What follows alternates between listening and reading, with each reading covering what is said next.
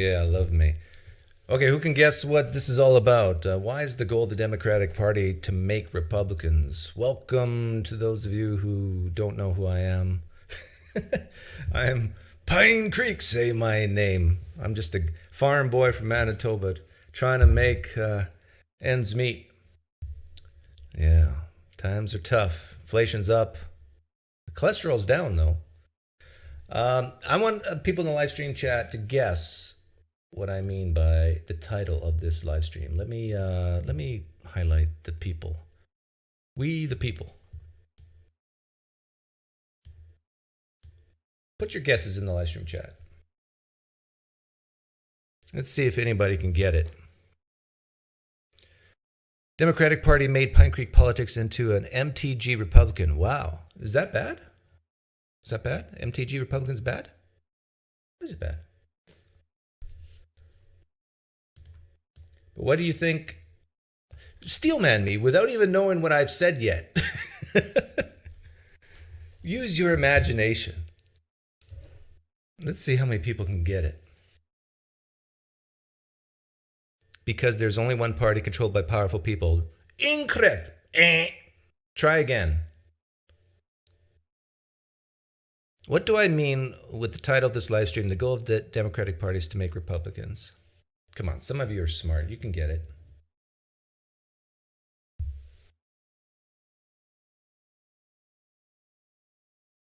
I know that was your guess, but you're wrong. Come on, guys. You gotta think. You don't. I'm not asking you to agree with it. I'm just asking you to think. What do you think I mean by it? This is how you understand opposite sides, people who disagree with you. You gotta try to, even before they say it, you gotta try to predict what they're going to say.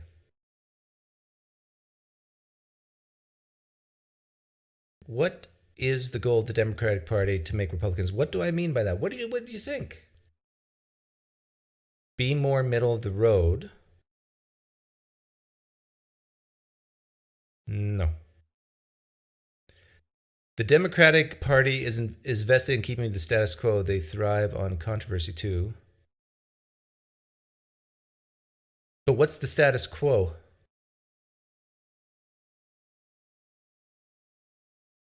They want to weed out the moderates and unite. No, you guys are all wrong. Do I need to help you? I should do. Hey, Myron, can we get an IQ test for people at the live stream that they can take, and if they don't pass, we can somehow automatically block them? Can we do that? Do we have the tech for that? We don't. Well, you know what? I needed an IQ test to hire you because I don't think you would have passed. Okay, this is. Let me ask some questions to help you here. The statement is wrong. Take back the title of your live stream. Okay, let me ask some simple questions because I'm a simple guy. I like simple questions. Would the average Democrat say it's better to live in poverty or better to live making, I don't know, $100,000 to $200,000 a year?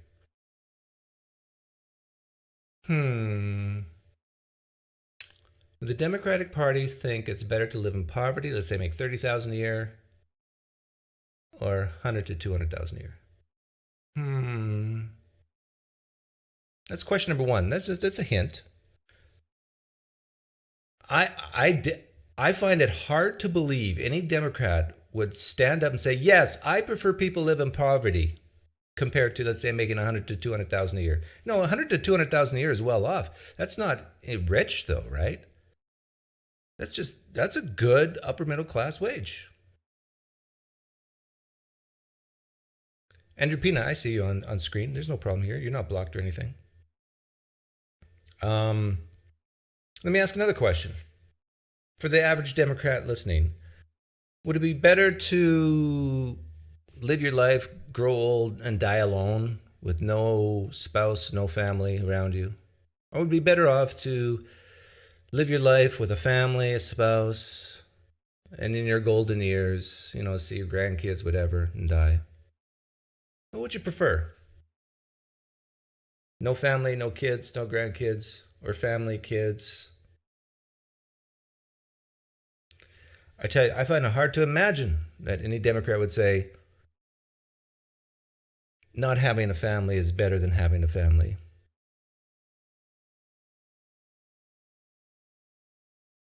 I mean, isn't that part of the American dream to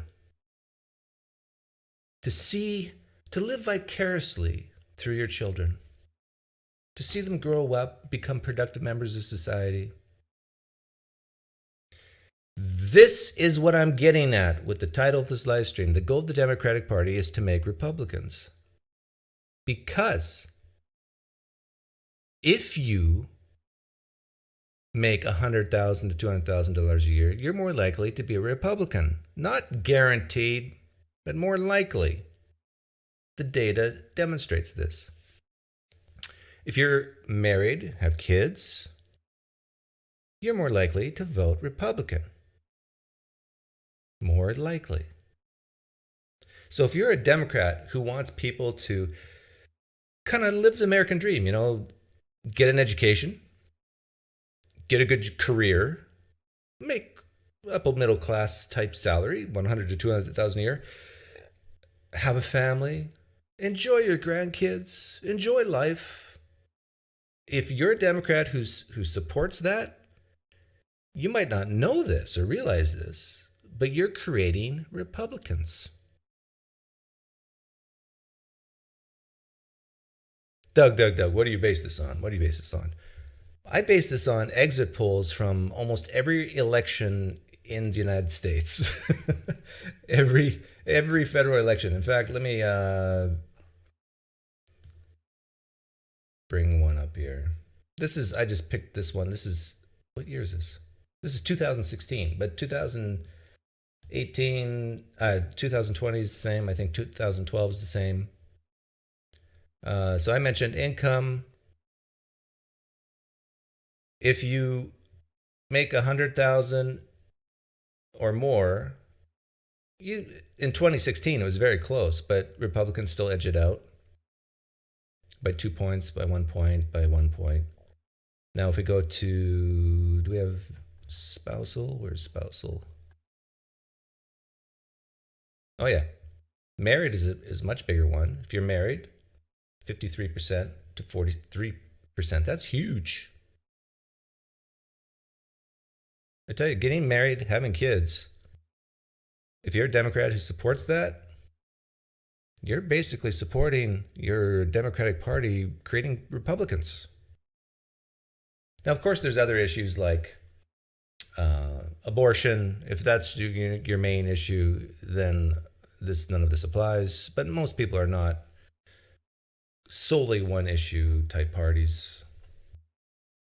Democrats have less kids. Yes, Andrew Pina, that's my point. But if you're a Democrat who says part of the American dream is to have a good, stable income, that you have options.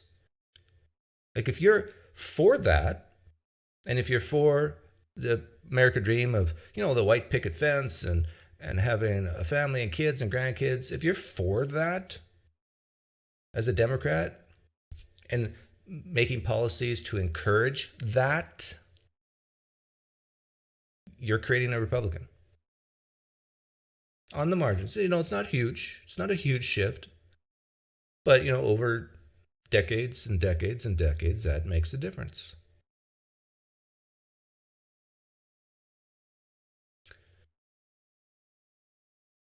So you're saying Democrats are doing too good a job of providing upward mobility? No, I'm saying if they do too good of a job, they will create more Republicans. Like here's another one.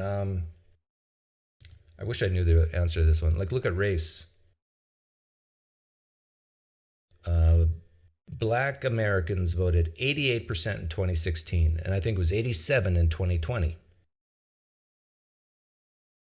8%, only 8% voted Republican of Black Americans. Now, I can't prove this, but here's my gut. My gut says that 8% of Black Americans who voted Republican make over $100,000 a year and have a stable home. Married with kids, stable home, upper middle class. Anybody want to bet against me on that one? I don't know if we could figure out if that's actually true.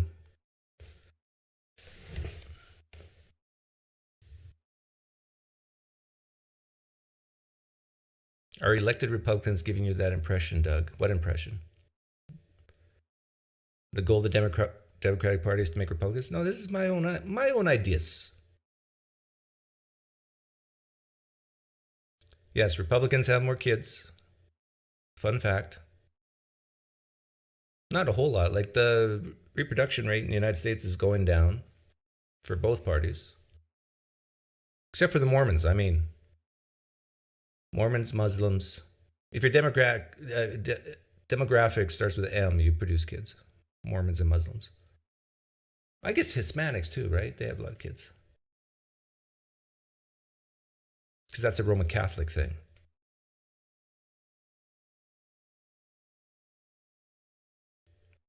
I do not want to bet against you on that last claim. Well, you're a wise man, O Flamio, because odds are you would lose. If we could figure it out, I wish we could like click on, maybe we can.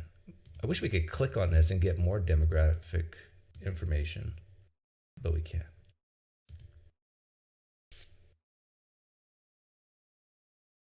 Does that make any kind of truthfulness about Republican ideology or more moral? See, Chad, this is the problem. This is the problem that both Republicans and Democrats share. They think, so many people think, that being a Republican or being a Democrat is based on facts, truth. That is incorrect. I can grab a Republican at random and a Democrat at random, and I could get these two people to agree 100% on the facts, and they can still be a Democrat and Republican.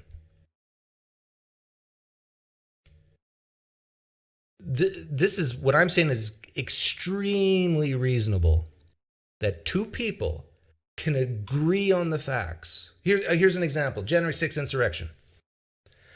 I can sit down and have coffee with my Democratic friends, and we can agree on this. We can agree on almost everything. And there's going to be some things that maybe are more murky. But on the facts, we can agree on everything. And I can still say, not that big of a deal. And the Democrat would do, what? And like red in the face and screaming, no, our democracy was that. There's a prime example of it's not about the facts. It's about the values. It's about the perceptions. It's about how it's like, I like chocolate ice cream and not strawberry.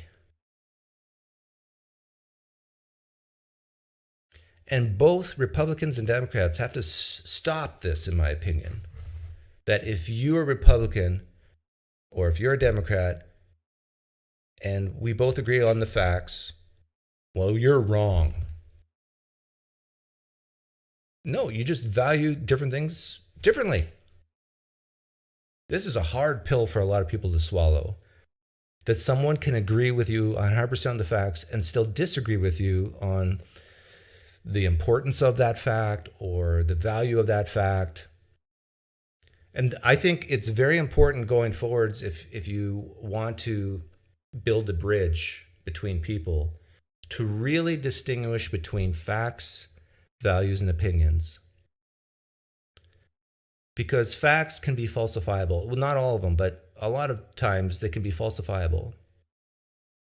So when you hear a claim, you should automatically think, can we falsify this claim? The answer is yes. Okay, can. But you can still view a fact, and one person can cry about it, and another person can laugh about it. And they both agree on the fact, though. Now, why? Now, the real question is, why do people, how can they see the same fact, both agree on that fact, one person cry, and another person laugh? Now, that's an interesting question.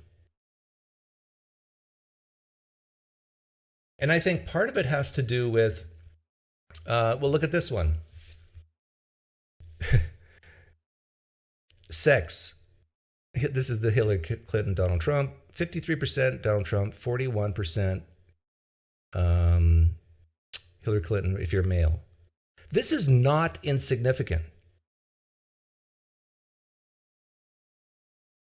In fact, if every child born in the United States was the product of in vitro fertilization, and if you could select for mostly males, you would get more Republicans over time. If you select for females, you get more Democrats over time. These are not insignificant numbers. Now, why is this? Why do females tend to vote Democrat? I could bring up the 2020. In fact, let me do that.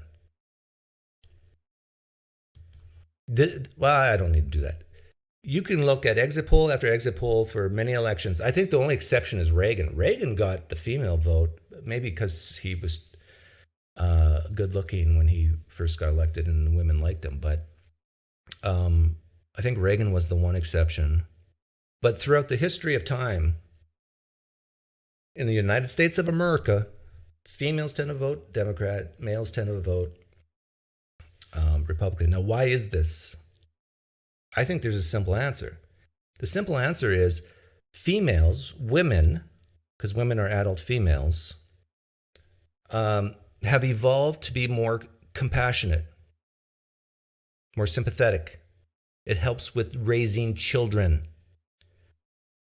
And so the Democratic Party tends to be viewed as the more compassionate, sympathetic when it comes to helping minorities, poor people, and so forth.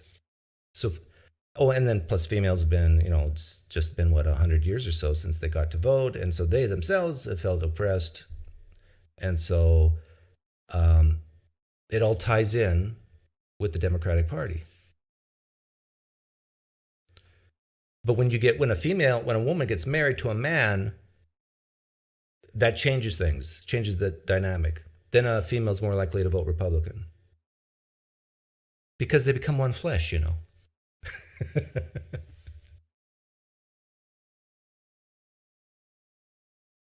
So there's a little bit of that feel sorry for-ism that females have more so than males.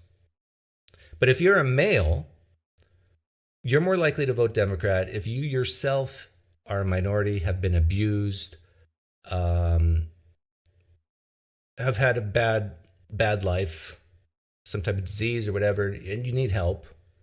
You're going to vote in your best interest to who you perceive as a party that is more likely to help you or help someone you love.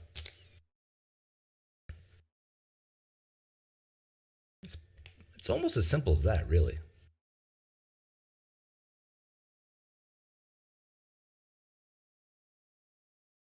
I sent the article refuting to your Yahoo email. Can you just in one sentence tell me what you're talking about?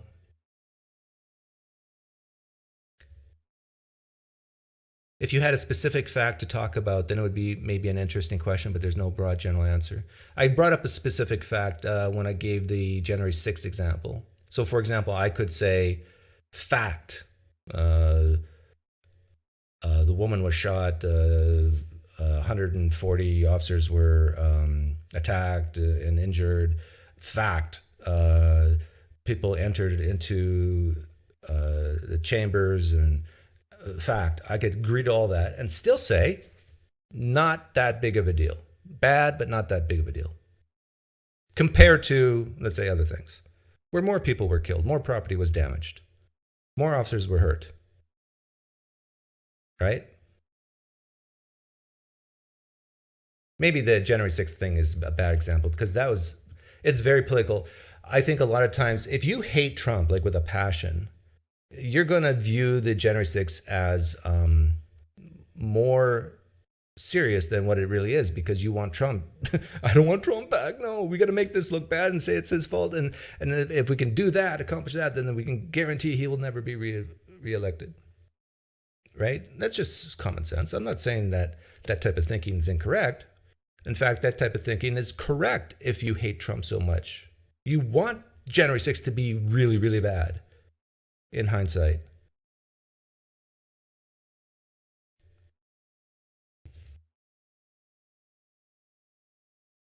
You bet black Republicans are high income? Oh, you got data on that?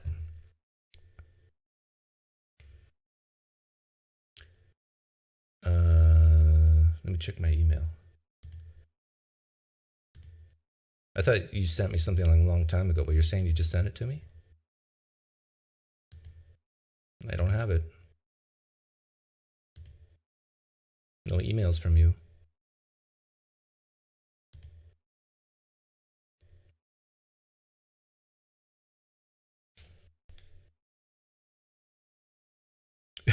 January 6th was ontologically good.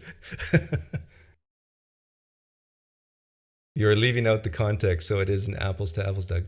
Chad, what I'm saying is two people can agree on the context, they can agree on the facts, and still disagree on the seriousness of it, still disagree on if it's important to them. This is just so flat out reasonable and common sense. I can't see how anybody could disagree with that. And so often people have this knee-jerk reaction, this propensity, this desire to say, oh, if they don't feel like I feel about this, if they don't have the same take I have on this, that means they're missing some facts. They're missing some information. And I'm saying, no. Someone can know even more about a particular topic than you. Well, no, let's say just completely equal. No, they could get in your brain, know everything you know about the facts, and still disagree with you on the importance of it, on the need to emote about it, the not be outraged by it like you are. Once, if you can learn this, Chad, that this is a fact of life, see, that fact we probably disagree on, that people can see evidence, the exact same evidence, have all the exact same information, and still disagree on the importance of it. I tell you, then your life becomes easier. You can just, then it's much easier to say, oh, okay, we're just different. And that's fine. We see the world differently, and that's fine. Man, I'm just bringing people together here left and right. I should run, now that I'm a U.S. citizen, I should run for Senate. Bringing people together.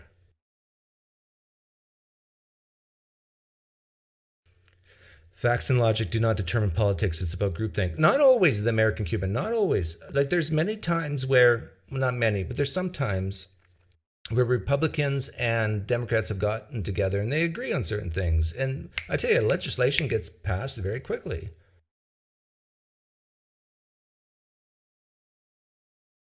I can't think of an example off the top of my head. Actually, school choice is becoming one of those. I think school choice, like taking your tax dollars and having parents have the control to put their kids in certain schools, use those tax dollars to fund certain schools. I think currently, or at least in the last 5 years, it has switched to where both Democrats and Republicans agree on that. I could be wrong. See, that's a falsifiable claim. Well, all we have to do is now find a poll to see whether I'm right or not, right? And someone can fact check me on that and do quickly look at some polls. But I think it's still maybe like more Republicans than Democrats, but I think Democrats are over 50% on that.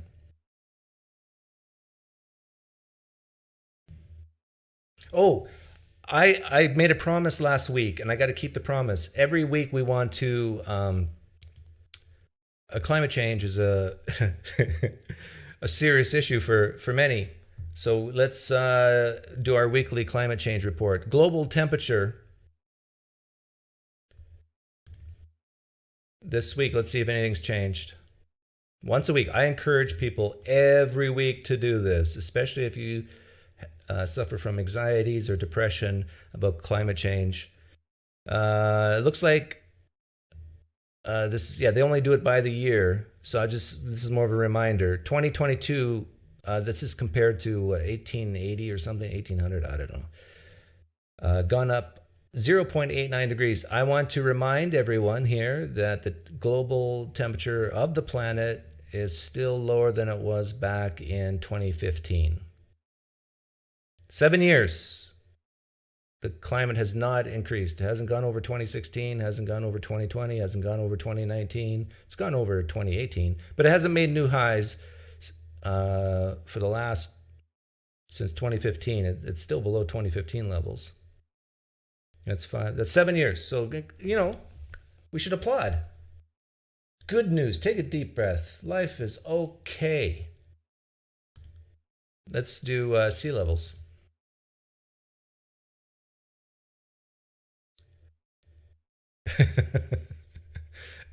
Very funny, Jack.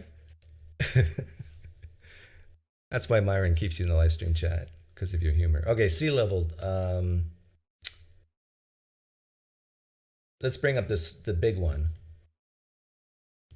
Every week you should do this. Every week. Check it. Check it. This is from 1993.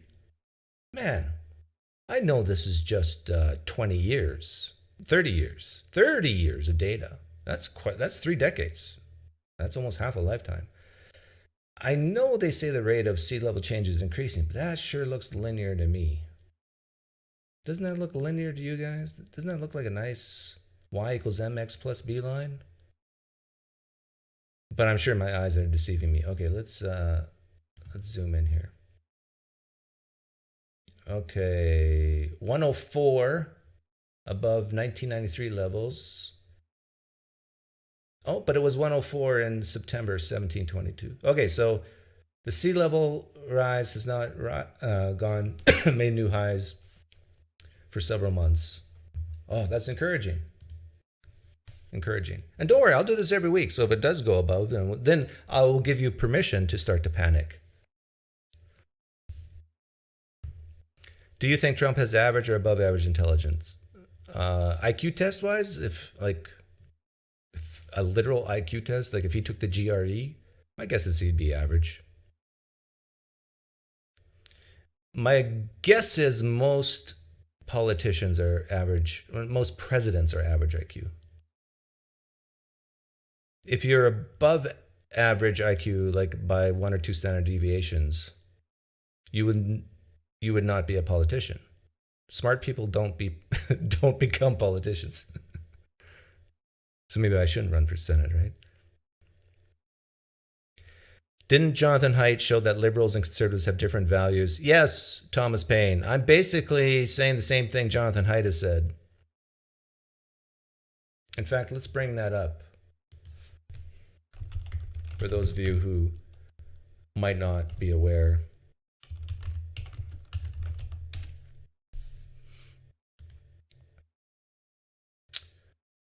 This is a famous chart from Jonathan Haidt, who I've never ever read, because I don't read books. But yet somehow I know this stuff. Oh, that's right, because I read parts of books, that's how.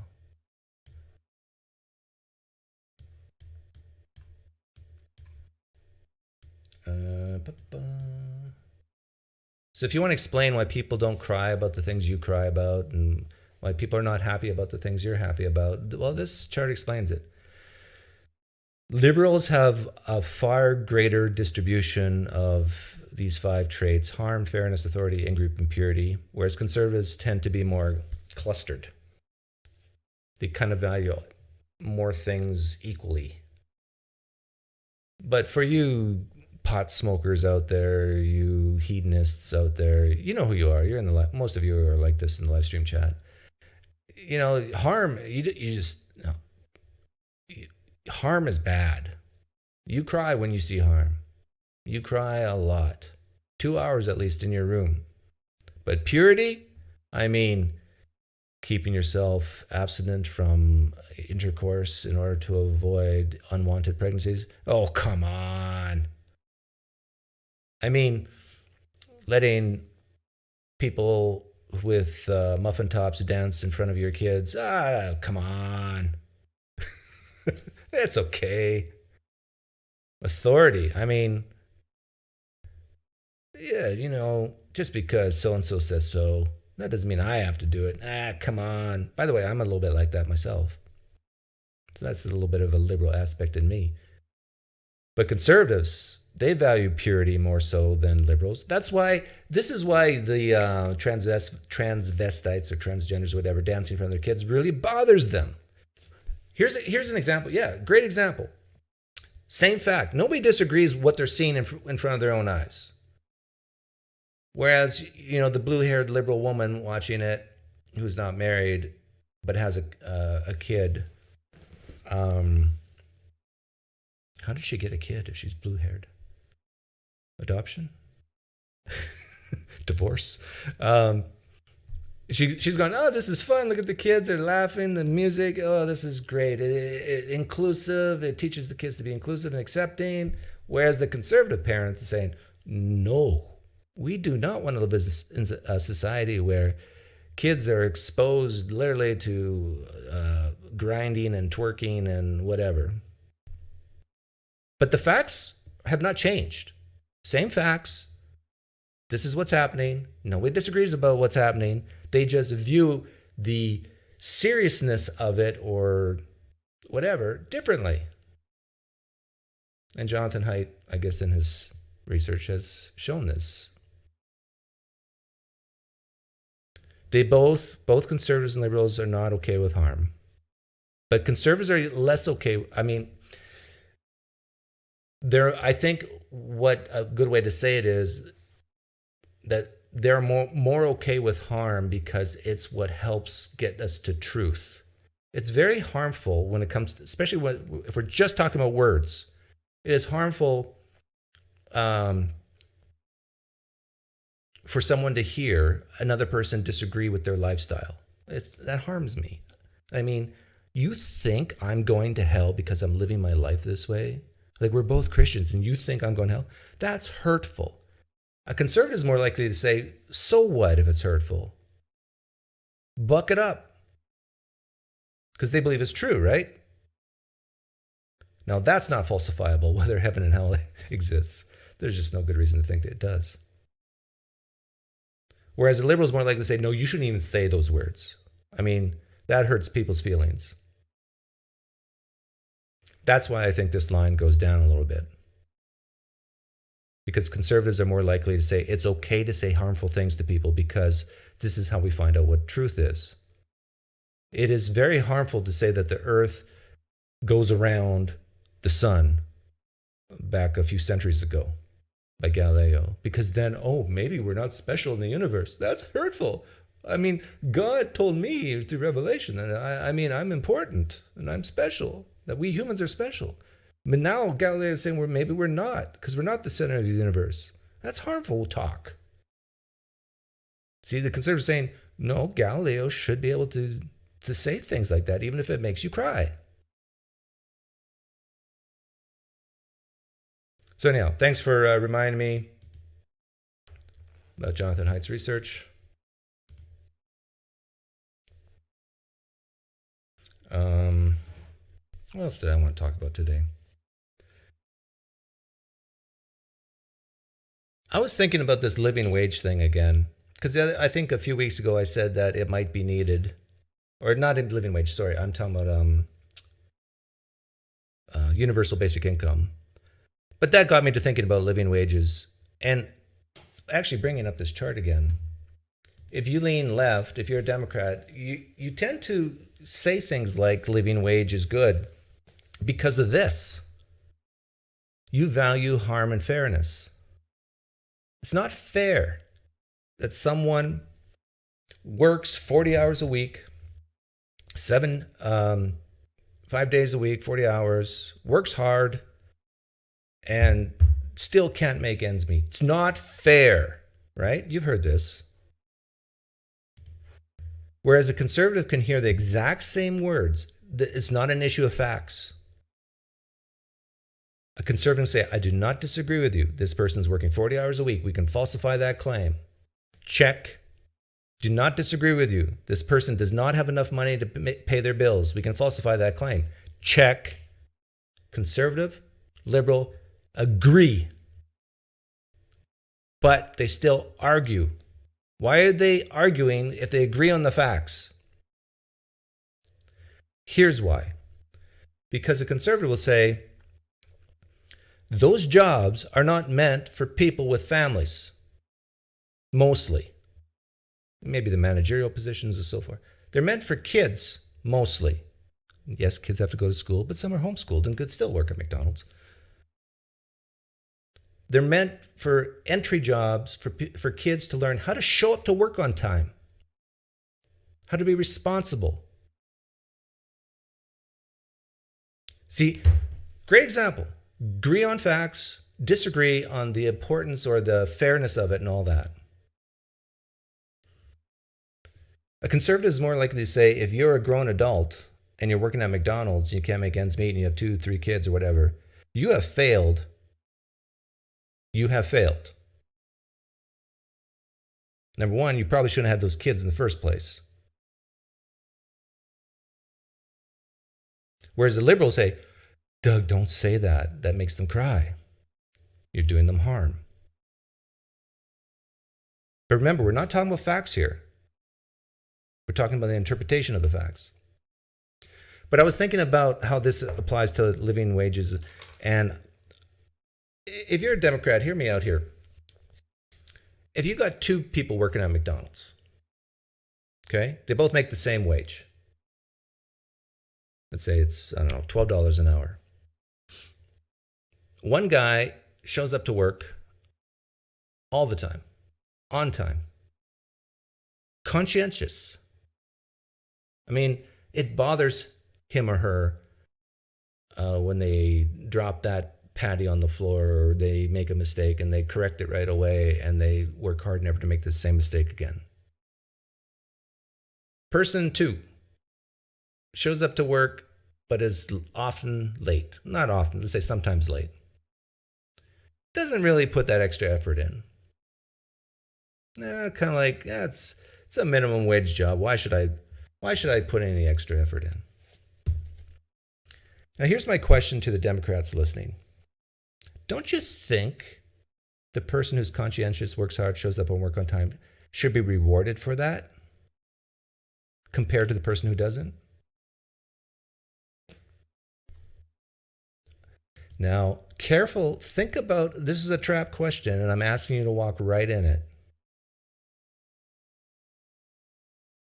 But do you think that the person should be rewarded for that?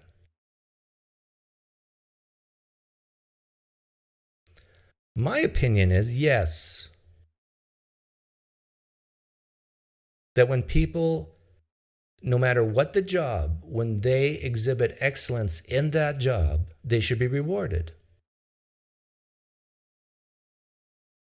I'm just curious if there's any Democrats who disagree with me on this. Part of my intuition say that there's a few of you out there who feel icky about that. And here's why I think you feel icky about that. Because it gets to this whole idea of deserve. Maybe someone who makes $150,000 a year deserves it. Maybe someone who makes $500,000 a year deserves it. Maybe someone who makes $30,000 a year, careful now, strap in your seatbelts, deserves it.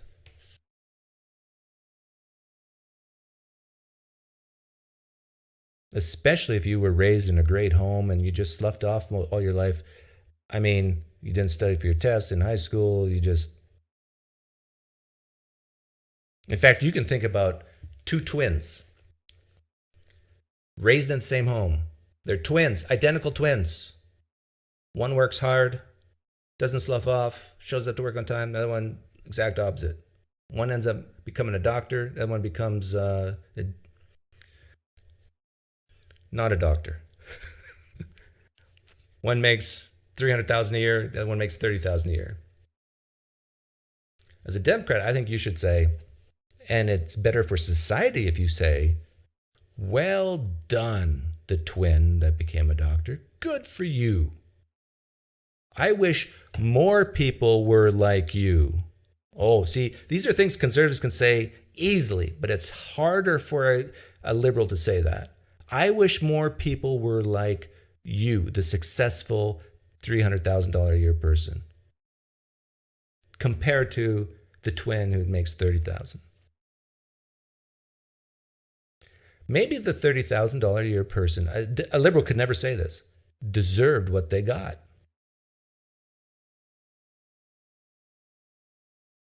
That's very, and the reason why it's tough for a Democrat to say that is because of this. That will make that person, that will give them harm. That's a tough love thing to say. But yet I think it stares people in the face when they see through these thought experiments that you do want to reward good behavior and you do want, in a sense, to punish bad behavior.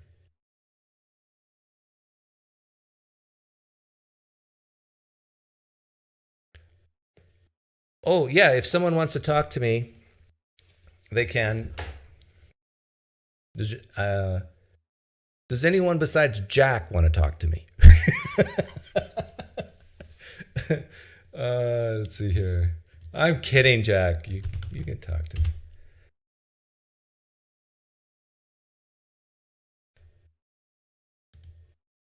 I just try to avoid putting up the whereby, even on my other channel, because as soon as I do, I get audio problems.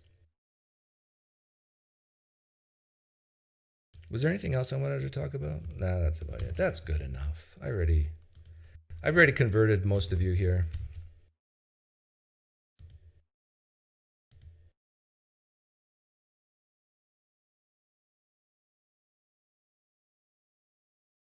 Continue to punish the poor for existing.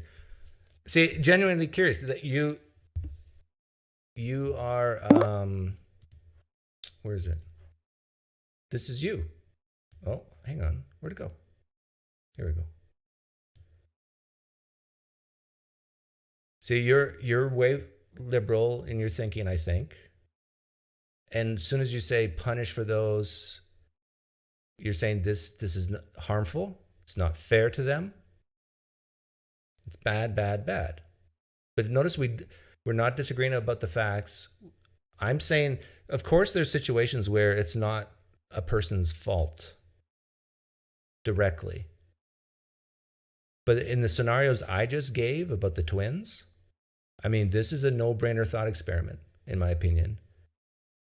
Even a far left liberal like yourself should say, yeah, Doug, I can sort of see this, that we want to encourage the twin that worked hard, that showed up to work on time, that valued education and got it, versus the twin that had the opportunity to get the education and sloughed off. I think even you as a far left liberal who values harm and fairness, hopefully can see that you actually make a better society when you say to that $30,000 a year twin, bad you. I hope my kids don't turn out like you did. Oh, so harmful, right? But this is how advertising works. It's pushes and pulls. If society says bad, bad, bad, maybe they'll be motivated to be like the other twin. Good, good, good. Okay, hang on. I hear you beeping at me.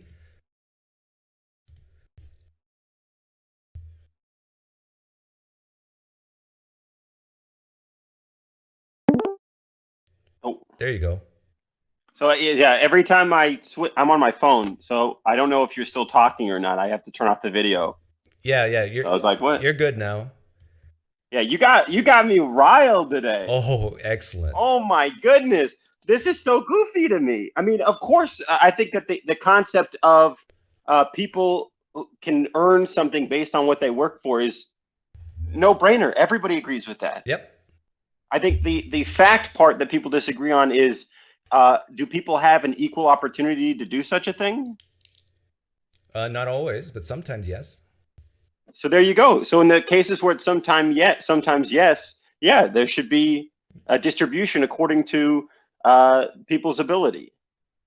But if there are times where there are people who have an ability and they don't have an opportunity, then that seems less than beneficial for society as a whole. Yeah, I agree.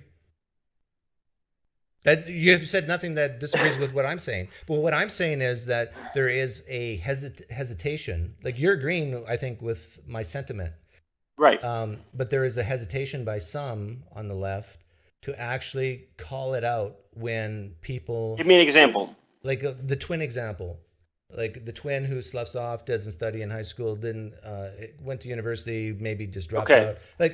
Like a far left liberal should look at that twin and say, you had the same opportunities as your twin sister, and Correct. you goofed up. Bad person. And you think a liberal would say, no, that guy should also be making 100,000 a year? Actually, some might. I won't say a. Okay. Yeah. And some conservatives might say, something crazy like they might be racist, right? I mean, we're not talking about the fringes. I mean, unless that's what you are talking about. But like as a whole, I don't think the majority of American liberals say, oh, if you don't work at all, you don't deserve to eat. I mean, they What? would agree with that statement. I reverse what I just said. Okay. I think the majority of liberals would say if somebody chooses not to work, if by their own incompetence or their own choices, they don't Careful. participate in society, Yeah. then they don't deserve a benefit from it. But I think the Oh, argument is well, I don't know. I don't know if we can falsify an exact number, but I would say this is probably very reasonable that way more liberals compared to conservatives would say, yeah, they can slough off all they want and they should still be fed, sheltered, and clothed by the government. okay. So then that comes down to basic needs, right? And Yeah. so you would say that you can be lazy enough that you deserve to die. No, me personally, no. But I do think that you could still incentivize someone to like attach some type of work to a benefit. So Right. yeah, and I think maybe some people would still choose to die, but very few. So in other words, there's a brick over there. I want you to move that brick over there, and if you do, you get a sandwich. Right. Yeah. See, but So even then that, what I just said, I bet you there's some people, some liberals out there, maybe not a majority, but there's some other. What you just said, Doug, I mean, that's terrible. You think the statement you just made of, hey, if you move these bricks, I'll give you a sandwich. There are liberals who would say, what? I do Moving think bricks so. for sandwiches? You should give sandwiches away for free and no one should have to move bricks. Yeah, I actually think there's a few of those wackos out there. Are they over the age of 18 I don't know. in your mind? Probably around 18 to 22. Yeah. Okay, so yeah, you can find children who say crazy. I know conservative Actually, kids who are genuinely crazy. I curious mean, might lean towards that direction. I don't know if she would say that exactly, but a genuinely curious in the live stream chat wants to come on. I bet you she would lean more in that way because basically what you and I are agreeing with, saying like it's a bit of a pull up your bootstraps type comment, right? You don't get fed unless you move those bricks. well, hold on. I pull up by your bootstraps. I think is I don't know what you mean by that. I mean, I know what the phrase means, but I mean, I don't know. personal responsibility. You need to do this before you get this. But isn't Whereas there's more. maybe I'm mistaken, but I thought pull up by your bootstraps is the idea that if you had fallen down, you pick yourself up by your bootstraps. Right. So the person who's fallen down is akin to the person who basically slept off, has no food. Okay. They've fallen down. They have no food, shelter, and clothing. Right. And so here's an opportunity to pick yourself up by a bootstrap by. Let's play that. Let's say there's a 45-year-old man. He's been lazy his entire life. He goes, you know what? I've been struggling to survive. I want to get back on my feet. Mm-hmm. Right. In this modern day in society, he's a homeless. Mm-hmm. Let's just say he's like, you know what? I don't want to be like this anymore. How does he do it? Because if he goes and works at McDonald's, right, he's not going to make enough to even be able to survive. Yeah. Well, it's a tough situation. Oh, wow! I thought it was really clear cut from listening to you earlier. But there's certain things this person can for sure not do. Don't have kids. Right. No, I know this is the channel where you're anti having kids, as opposed to the other channel where you're pro having. No. I'm pro having kids, but not if you're like this 45-year-old guy. Then don't have kids. Okay. All right. Yeah. I'll pretend that there's no contradiction. In other words, I think of course it's everybody's choice, but I think if you are in a committed spousal relationship and you have choices, you have income, good stable income. I would highly encourage people to have kids because I think it brings the most meaning, I purpose in yeah, life.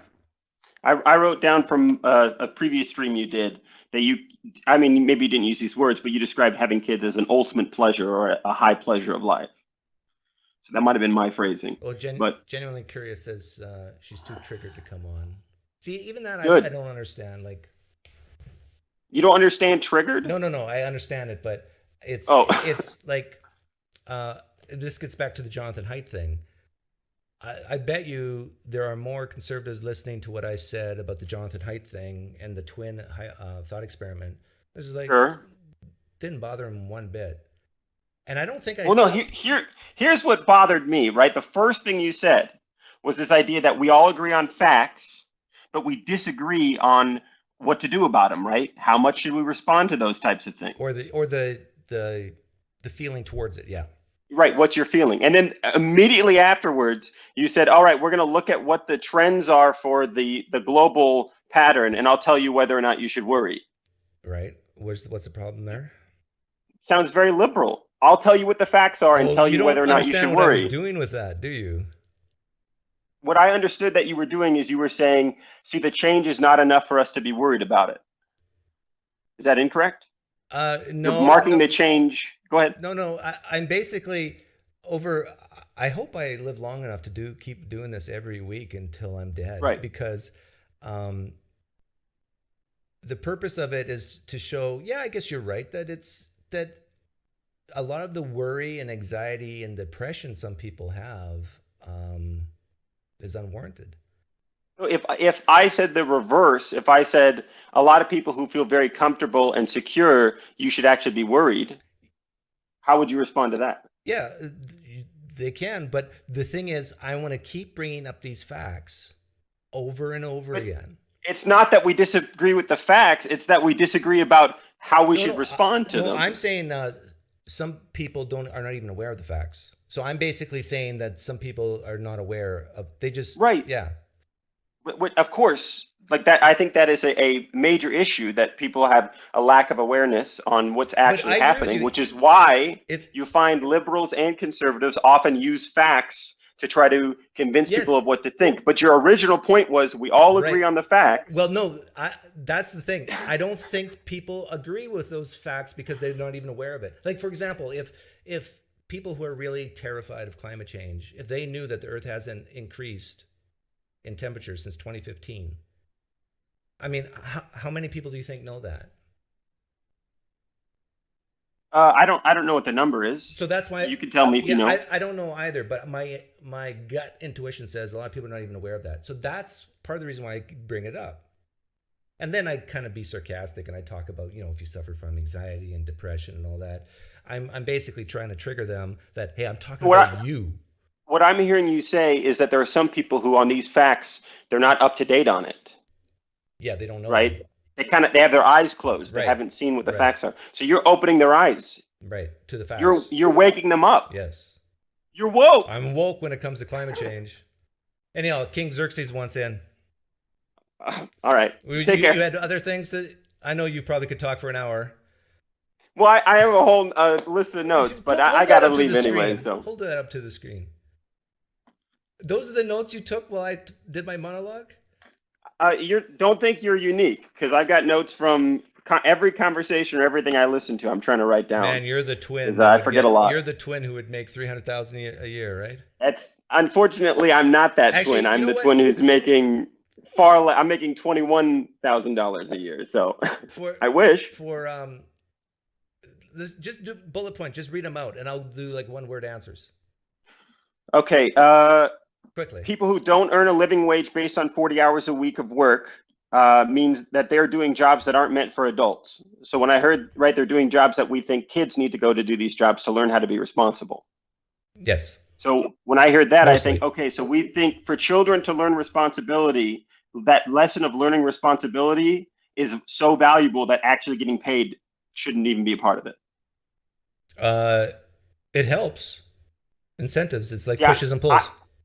I would say that it's important to say, yeah, you work a real job and you get paid real wages. The concept of saying you work a real job so you learn how to work a real job, but we're not going to pay you that much, doesn't seem beneficial to society.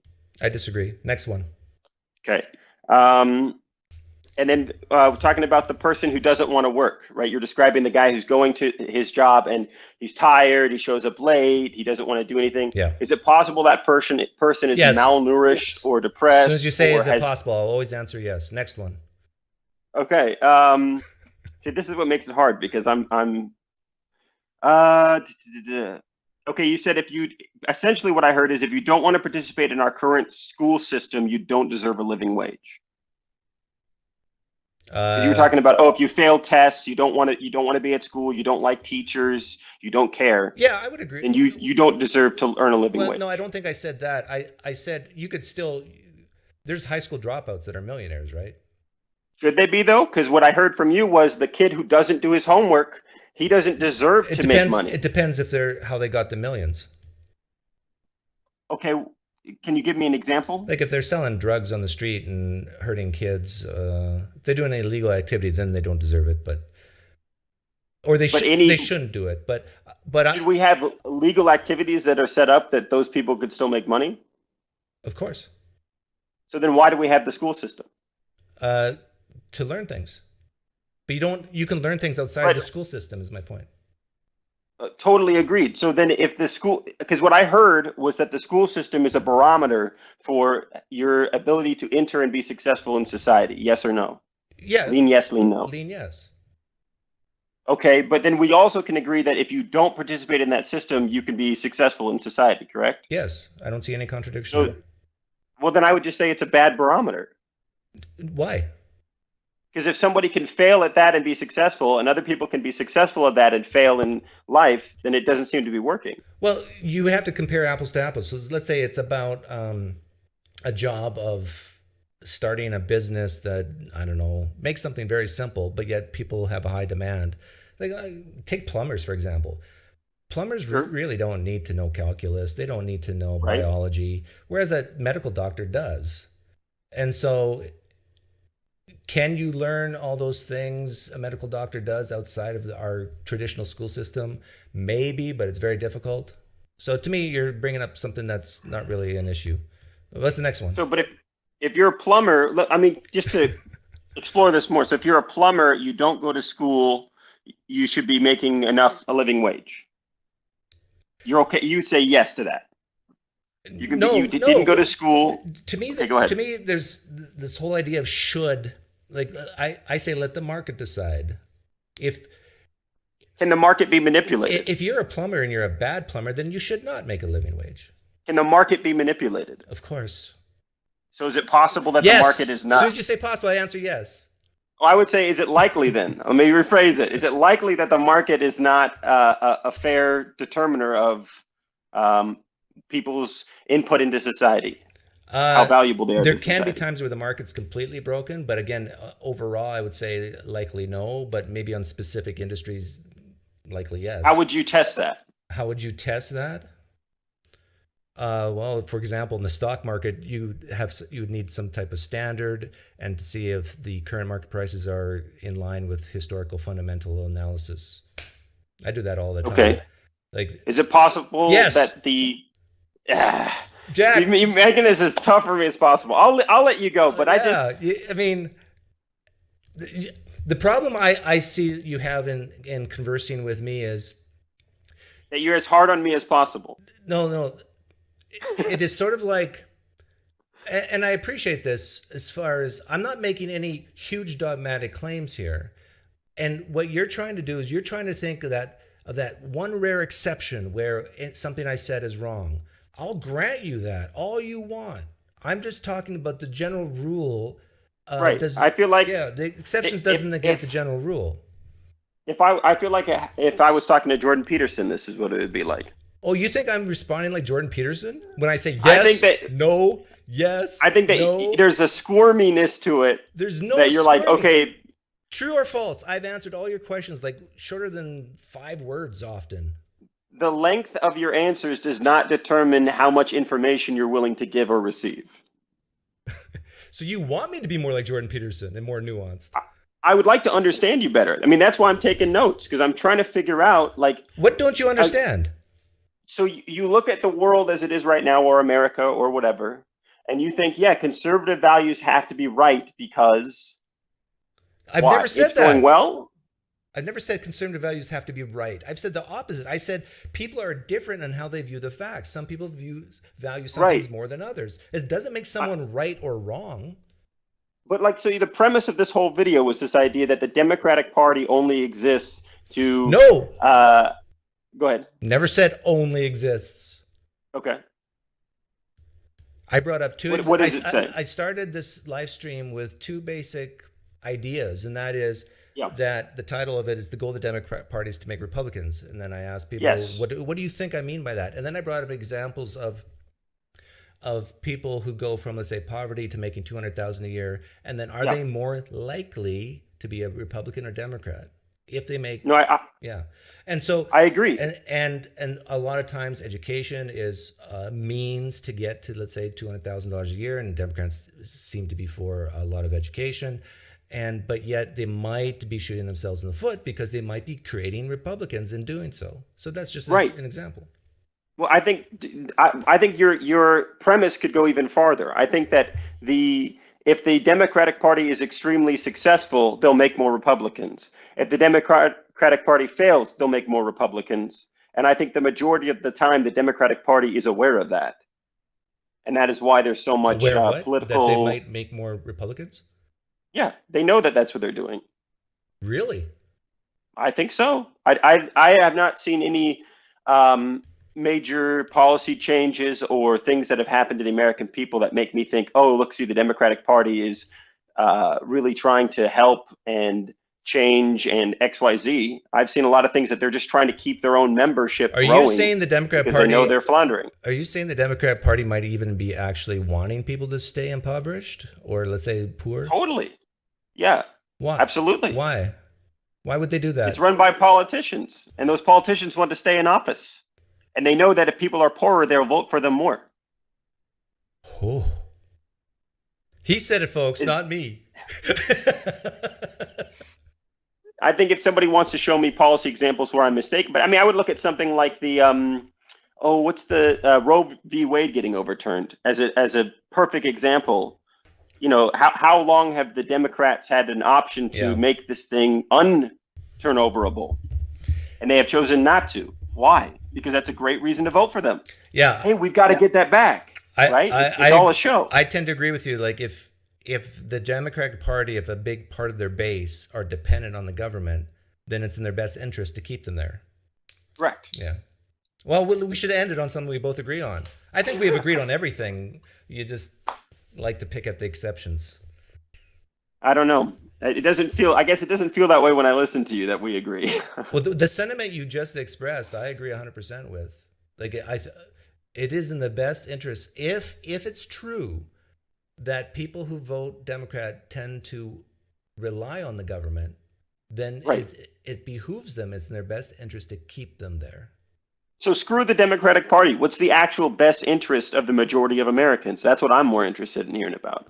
That question to me, I hear that question and I throw up in my mouth. Like, it's such a general, I don't know, hold hands and sing kumbaya. How do you answer a question like that? Do you think that's what the founding fathers thought when they said, "Hey, we need to separate from England because we want to do something better for the American people"? Like they were all singing kumbaya and holding hands. Life, liberty, and the pursuit of happiness is the answer to your question. Okay, so I'd love, I guess maybe in the future, if you do an episode on how you think which values or goals lead to life, liberty, and the pursuit of happiness. That would be really interesting. Yeah, I could answer right now. To strive to be excellent in everything you do on a daily basis to improve more and more to reach your goals. Try as much as possible to be non-dependent, be independent of the people around you, and be a blessing rather than a burden. Okay, so if I took that principle to the farthest it can go, I want to be a blessing to people, not a burden. Yeah. I want to improve on myself and make myself better. I want to make my community better by doing those things. Yeah. do you think that Yeah. conservative values or liberal values reflect that more? Well, I am conservative, so I of course would say conservative. Interesting. And you would say capitalism reflects that more than any other form of possible economic structure. Yeah, there's no such thing as a purely capitalist society, no such thing as a purely socialist society, although maybe Sure. China's right. But I think the mixture of capitalism and socialism with maybe 60-40 split, um, which most countries in the West I think have, leads to a higher standard of living. This is why people from second world countries and third world countries, I see even that's, bad talk according to some liberals, because Okay. it's demeaning. But this is why so many people from other countries want to go to Western Europe, want to go to the United States, because the standard of living is higher. And I think history bears that out, that's our system works better. It's not perfect, it's Right. not flawless, it works better. What do you think is next? I don't like questions like that. Why? Because I want to bring King Xerxes in. What do I think is next? I don't know. Can't see the future. All right, you don't want to talk to me. That's fine. Thanks for letting me No, on. I I talked to you appreciate for it. an hour, or not an hour. I talked to you for, hang on, It felt like an hour to you, I'm sure. half an hour. Actually, it was close to half an hour. Didn't feel like it though, did it? Not for me. I feel like I could go way No, longer. it went fast for me too. Anyhow, take care, Jack. That's what she said. Take care. See ya. Bye. See, and every time I got to constantly readjust my volume up, and I've tried everything and nothing works.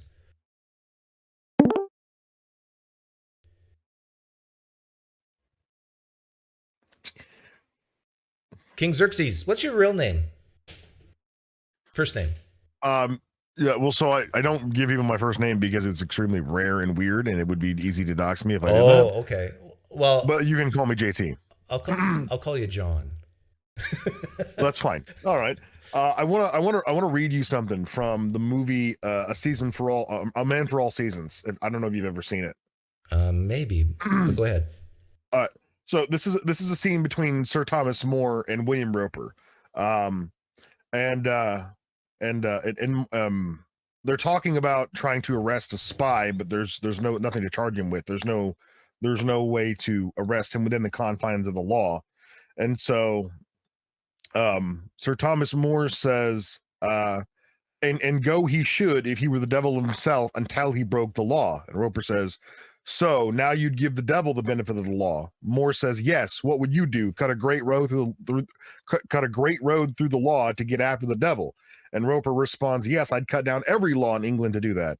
And More replies, oh, and when the last law was down and the devil turned around on you, where would you hide, Roper? The laws all being flat.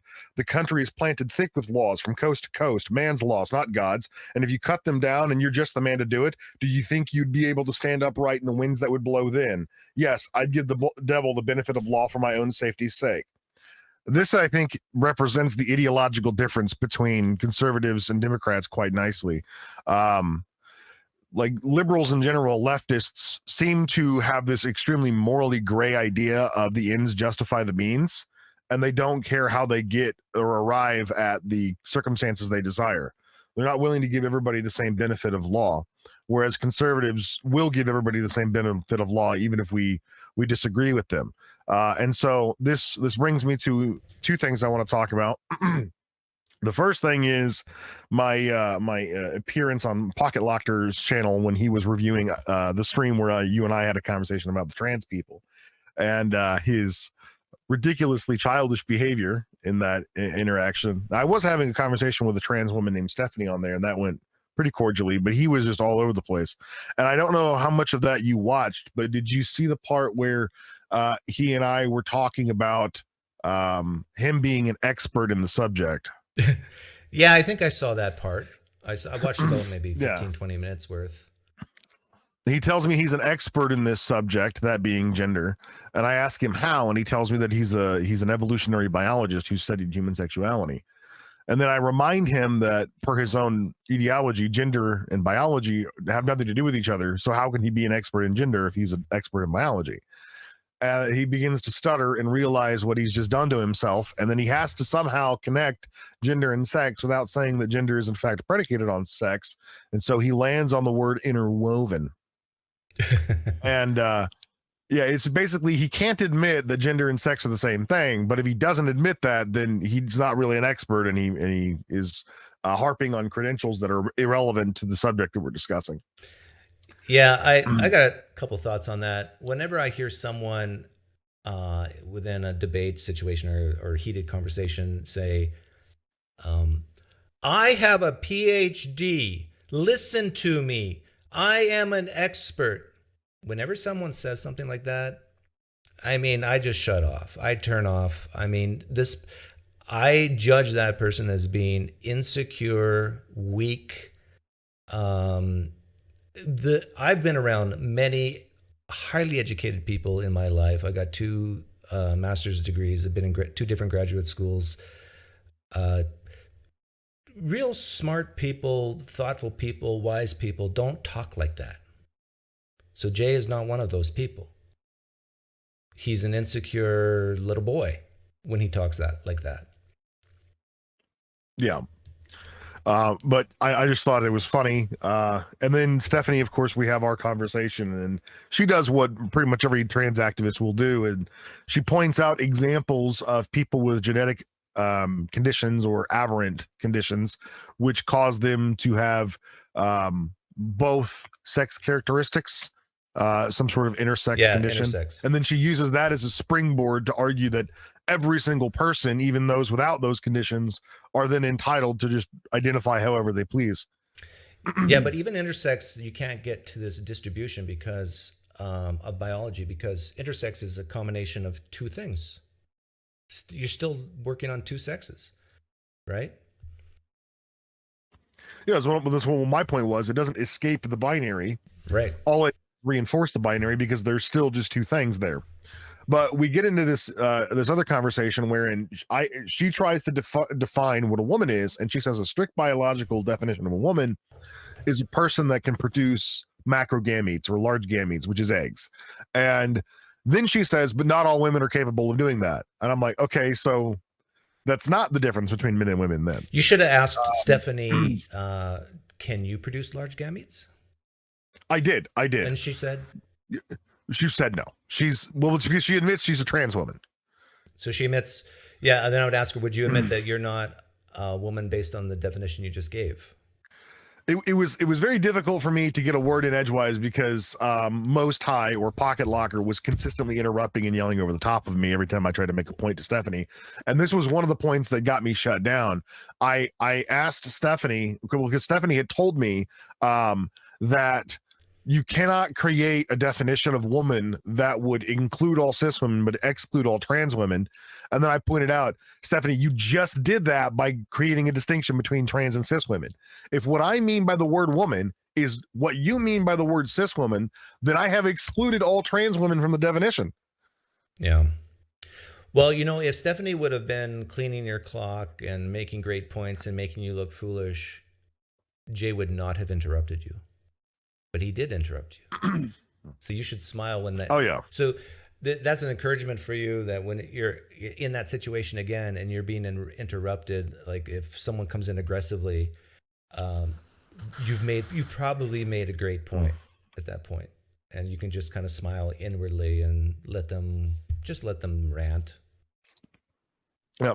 Last night at the tail end of a live stream that I was doing, one of my subscribers who aligns with me on this issue wanted me to review some gender theory nonsense on YouTube, and instead of reviewing the video they sent me because it was 20 minutes long, I instead went to that Pocket Locker stream and reviewed that on my stream. So I was reviewing a stream that was reviewing a stream. So a little bit of a stream inception, but anyway, I was showing that clip and showing that segment, and then later on at the end of it, I start talking with another one of my subscribers named Nitty, who I also believe is a subscriber. Oh, I know Nick well, and yeah, and Nitty was talking to me about how his parent is trans, biological male to woman, like he transitioned to a woman. Mm-hmm. surgery and everything. And I tried to get him to explain to me what exactly is your parent wanting me to treat them as, if on one hand there are no essential properties or categorical experiences exclusive to women, right? How do you know or that you feel like a woman if there is no exclusive or essential feeling to being a woman? And then secondly, if a cis woman who is born with XX chromosomes and identifies with the gender that they were quote unquote assigned to as birth or assigned as at birth, but they're like a tomboy, right? And they don't associate with any of the girly things. They don't wear dresses and skirts, and they don't wear makeup, and they prefer to do boy activities like hunting and fishing and all this kind of stuff. And like they want me to treat them like a woman. Well, what am I treating them as? If there's this huge gray area in this whole gender gap thing, like there's no essential properties or characteristics to being a woman.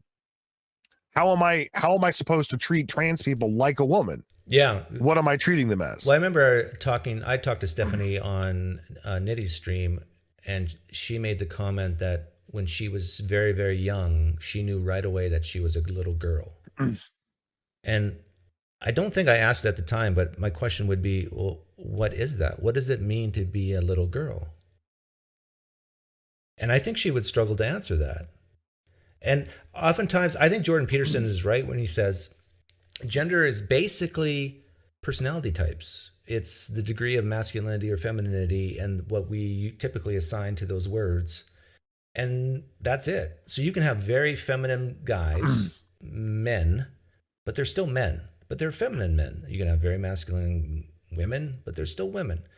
So anyhow, to me, this issue is becoming boring and not a real issue anymore. Like society in the United States, at least, except for a few politicians, which would it's becoming like a joke and a ridicule. Like people are being mocked for wokeness on this issue, and it's like. But what I'm interested in is when they say things like, "I'm losing my rights as a transgender person." I want to know, what exactly rights are you losing? Like, do you have the right of life, liberty, and the pursuit of happiness? Do you have the right to vote? Do you have the right to run for public office? Like, are you losing those rights, or what rights are they losing?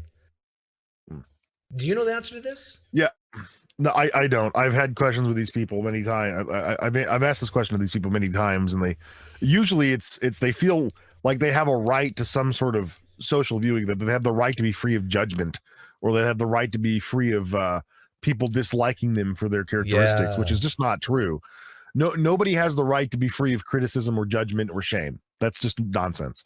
But right. If this topic bores you, this would be a good time to segue into the other thing I wanted to talk about, which is something that I was online last night after my stream, and there's one individual in my subscriber count who has a bone to pick with me over one of my political beliefs that they really hate, which is I don't think that the 2020 election was entirely legitimate. Now, I don't know if you agree with me on that, but here's my point. All right. The quote that I gave you earlier from A Season for All Men, wherein Roper and Thomas More are arguing, okay, the leftists and the liberals take the view of Roper constantly. They have this ends justify the means, morally gray. As long as I get what I want, that's the right thing. They're constantly wanting to change the rules. Every time a decision in the government doesn't go their way, change the rules, right? Tear down the Electoral College, tear down the Supreme Court. If something doesn't go my way, change the rules or fix the game. Now, these are people who believed legitimately that Donald Trump was worse than Funny Mustache Man. They believed that sincerely, that he was the greatest evil that they could fight against. And if they genuinely believed that, why wouldn't they cheat? Would it not be an immediate conflict in their worldview to not cheat if that's what they thought? Like, I would cheat against Funny Mustache Man. If I thought that the person that was running my government was Funny Mustache Man, I would cheat against that person. Yeah, well, I wouldn't. Because maybe I'm more a virtue ethics type of guy, but I don't know. To me, of course, every election will have some fraud. The question is it enough to overturn an election? That's the real question, right? Now, another question I sometimes think about, I think there's fraud on both sides of the aisle. The question is, where do you think fraud is more? On the right or the left? Well, if we take a look at just the 2020 election and the midterm elections, all of the election whoopsies seem to be favoring overwhelmingly the Democrats. Like you have the 128,000 ballots that dropped in Michigan in the middle of the night that were 100% exclusively for Joe Biden, which is statistically impossible. Even if you want to spin the narrative that most of Trump's voter base was not using mail-in ballots, to suggest that any presidential candidate would get all of the votes of a single dump is silly. Not to mention the 2020 election was historical in the way that we conducted it, right? Like, I call me crazy, but I believe that voting should begin on election day and end on election day. But we had all these people voting before election day, and we had all these votes being counted well after election day. As a matter of fact, Pennsylvania stated that they would count ballots that weren't even postmarked that came in well after the end of election day. Yeah. Well, So okay. Well, thanks for coming on, John, and I'll let some other people come on. all right, deuces, man. Take care.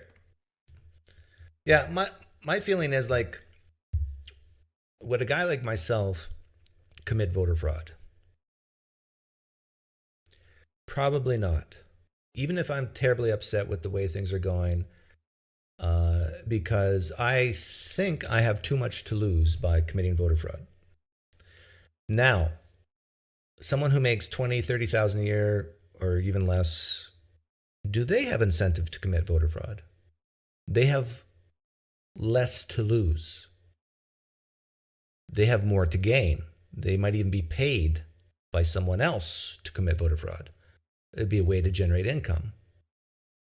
For this reason, which I think is very common sense and extremely reasonable. Now, people are going to freak out on me here. But what I just said, I think is true. People with more to lose are less likely to commit voter fraud. People who have less to lose are more likely to commit voter fraud. Actually, I just thought of an exception. Jack would be so proud of me. I'm thinking of the exception of the cartels in Mexico in the 1980s. They had a lot to lose and they committed voter fraud. So, but huge national cartels, there might be a big exception that's very rare. But if I'm right with my reasonableness, I do think there'd be more fraud on the left than the right, because people who are in poverty are more likely to vote Democrat and more likely to fraudulently vote Democrat. Am I wrong? Is what I said unreasonable? I don't think so. But I just offended a whole bunch of Democrats by saying Democrats are more likely to commit fraud over Republicans. If someone wants to come on and say that reasoning is faulty, I'm all ears. Me myself, I came up with an exception to that. The drug cartel from, is that Escobar? Pablo Escobar in the 80s? He was about to have a government come in. A government was about to come in that would destroy him. So he sent hundreds of men to go to all these polling places and add a zero for his guy. Like literally just add zeros. I think that's true.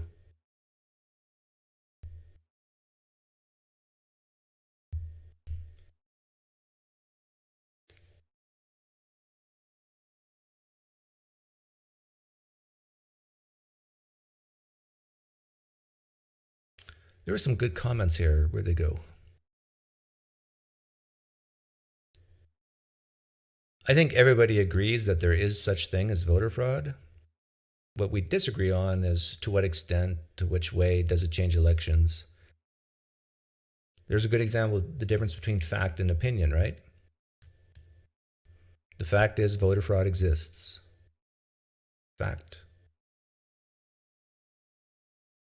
Opinion. It leans more, I gave my opinion, leans more left than right or right than left. That's opinion. Opinion. It can change the outcome of elections. Not can, it did. Well, actually, no, that's falsifiable, potentially. Or is it? That'd be really hard to falsify nationally in a big country like the United States.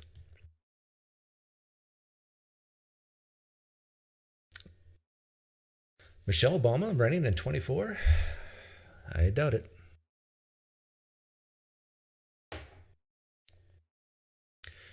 Is there a relationship? Chuck Neisman says, oh, yeah, because the poor have less to lose, they must be cheating. I didn't say must, didn't say always, didn't say guaranteed. But Chuck Neisman, is there a correlation between poverty and crime? Yes or no?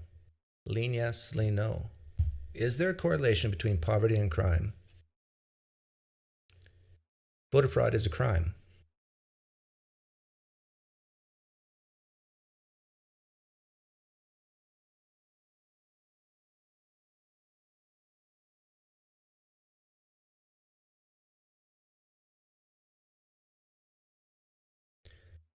If it's true that most people who are poor vote Democrat and there's a correlation between poverty and crime, then you would say that over 50% of the crimes committed in the United States are committed by those who would vote Democrat. Ooh, evil. Don't say that, Doug. Hi, Will. Hey, what's up, Doug? Not my I want to talk cholesterol, about. it's down. Can you hear me all right? Yeah, there's a bit of a delay, but I can hear you. Okay, my bad. I'm on my iPhone. But I wanted to ask you, have you heard about, or do you follow Sam Harris at all with his views about Donald Trump in the 2020 election? Not religiously, but I am aware that he hates Donald Trump with a passion.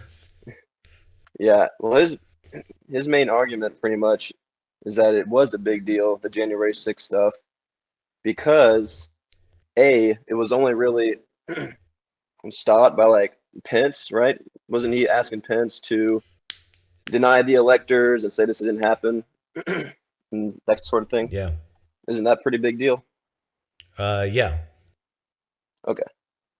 That's So bad. people who say that I think the that's worst. bad, I think another bad thing Trump did was call that one governor and say, "Find me 14,000 votes" or something. that guy. Yeah, Yeah. that's bad. And I also wanted the other guy who came on, John, he said something about like finding 120,000 mail-in ballots or whatever. I don't know if that's true, but I do know that like 40 cases went to court and he lost like all of them to like Republican nominees and all other stuff. So I don't know how that guy can hold the opinion that the election was stolen on the other side. Does that Yeah, make sense? yeah. I think that, even with all the voter fraud, if you could subtract it all out, I think Biden still would have won. Because so many people just did not like Trump. It was like the hatred against Trump was so high, I think he was bound to lose, voter fraud or no voter fraud. But I want to ask you a question. Well, like, Sure. do you think, given that I've said Trump has done some really bad things, can you understand why a guy like me would say that January 6th was bad, but not that bad? Um, In other words, can you understand why I would be so much different than Sam Harris? sure.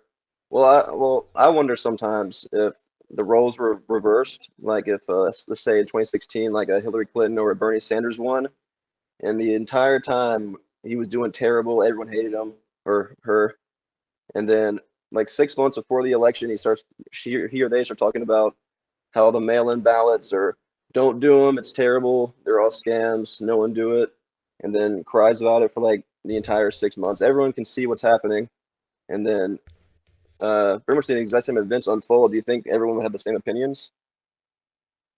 I'm trying to. That's not quite the same analogy, but so instead of Trump, Bernie Sanders, and instead Yeah, and of he said the election's stolen and that they're counting ballots and all this is fake, and everyone look at it and it's my win if like yeah. the So results are in my if Bernie favor. Okay. Sanders lost, if he was an incumbent and Bernie Sanders or Hillary Clinton lost, and then Democrats stormed the Capitol because Trump won, and say no, this is illegitimate. Yeah, I do think it's a double standard. In fact, I think I made a video about how a lot of politicians, Democratic politicians viewed George W. Bush's win as illegitimate, and when Trump Yeah. won the first time as illegitimate. So To be honest, I don't know much about the George Bush thing. Besides, I heard that it was up to like he lost the popular vote, but then it was up to like a one judge yeah, just decided yeah, it like on a was. coin flip type shit. Yeah, it was the difference between electoral college versus popular vote. Like only one Republican, I think, I did some research on this in the last 50 years, maybe 30 years. Only one Republican has won the popular vote, and I forget which one it was. Like after Reagan, which one was it? It might have been George H. Bush the first time, but then he lost the second time.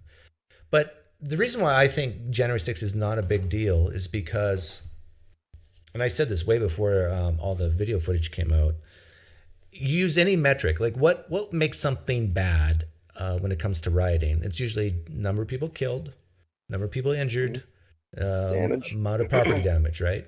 On those three metrics, I mean, you can bring up so many different counterexamples of things that are way worse. Way worse. Yeah, the riots, sure, you can make that argument, the Black Lives Matter riots. But Yeah. I think but I don't know if it's apples to oranges or not. Basically, you kind of say this many deaths, this worse. I think what people are really upset about is that, like, we were like, Sam Harris would overstate it and say we were this close from completely our democracy gone, for example. Yeah. Okay. Isn't it that? Do you think Sam Harris would still say that today after watching, the guy with the horns? What's his name? Yeah, the shaman. The shaman guy. I wonder if Sam Harris would still say that after watching the shaman guy being led into the chambers by police officers, him thanking the police officers for their hospitality. I mean, and then we got video footage of this guy basically saying, "Hey, Trump said go home, so let's all of us go home." Like he's a puppet, right? The shaman guy. Like he just does whatever he's told. And seriously, Sam Harris, you think this guy was going to overthrow the government when I agree with you, but I don't think he thinks that either. The shaman guy is probably just, I mean, he sounds like a cool guy. I don't know why he's getting But he so was the much bad poster treatment, child like of the 5 insurrection, years. right? He was the Yeah, poster child. yeah. He was like the center of attention for many or for years. Yeah. And Well, it turns wasn't- out he's like basically just a goofball. It's a normal goofball. Yeah. I agree. But wasn't there other attendees there? So you're giving me like one or two. Here's the poster child. But wasn't there multiple attendees there who were like had explicit plans to like go after governors and officials who were like doing the vote counting? Yeah, I think I want to say things, but I don't have the time or the energy to bring up all the proof of this. But I think the FBI actually investigated this and maybe found one or two guys who had a plan. But for the most part, these were just goofballs with no plan, running on their emotions. Like even Democrats would say mob mentality. It was more mob mentality. People don't have plans. They haven't written on a piece of paper, okay, tomorrow I'm going to do X, Y, Z. That's not a mob mentality. That's a planning mentality. And so, this is just. I hear what you're saying. And I have one more question before I bounce. Do you plan on doing any debate panels, like political debate panels and stuff like that? Oh yeah, I'm open to that. You mean like hosting them? Or or hosting them, being or I think involved like in them? being involved. Like I forget what his name. Modern Day Debates does debates and stuff. He does panels too. Yeah, I think I'd like to see you and Destiny go at it, and like a I actually friendly think me and Destiny would agree. expansion of ideas. I think me and Destiny would agree on a lot.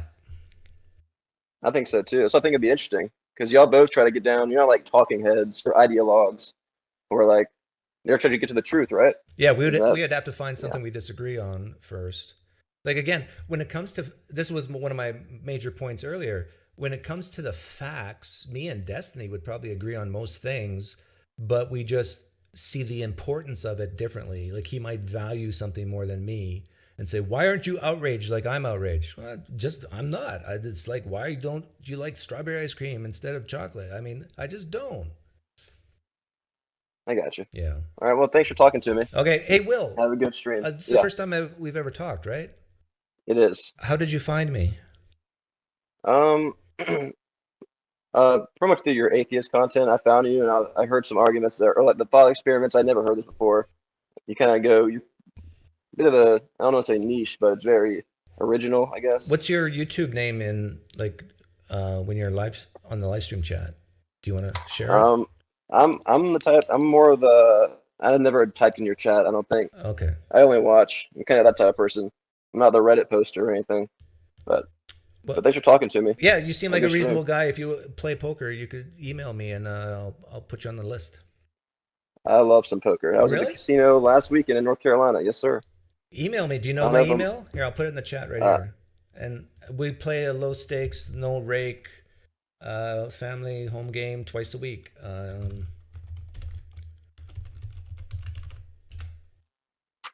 You seem like a guy that would fit in well. Do you see it there? In this, Hold on. I can't really open the chat. Oh, in I gotta like. okay. I'm sorry. Yeah, I'll put it in the. But I can if you just. I'll put it in the live stream chat, and this is open to All right, anyone sweet.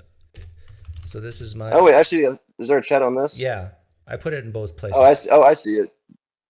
DLL. I got you. Yeah, so email me and I'll put you on the list. Sweet. All right. I'll see you around. See ya. Bye bye.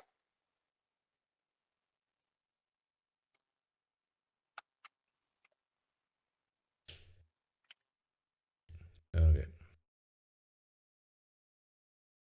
Yeah, King Xerxes, same thing to you. If you play poker, email me. We play a 2-hour tournament and then a 2-hour cash game. Just low stakes, $20, no rake, family home game, great conversation. We talk politics at times, but I try to temper it as much as I can. We talk a little bit of religion, but I try to also temper that. It's more for like real life sort of things. We also talk about each other's families, how life's going.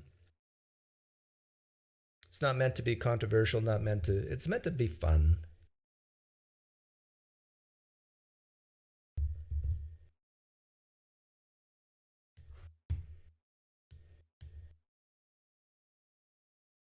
It's an online game where we use Zoom to see each other and talk.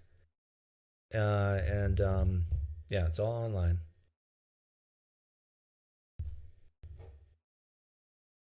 We use Poker Now. It's a great website. It's free. We've got people from all over the world. Well, mostly United States, but some Canadians, a guy from Israel. We used to have a couple guys from Australia, or at least one.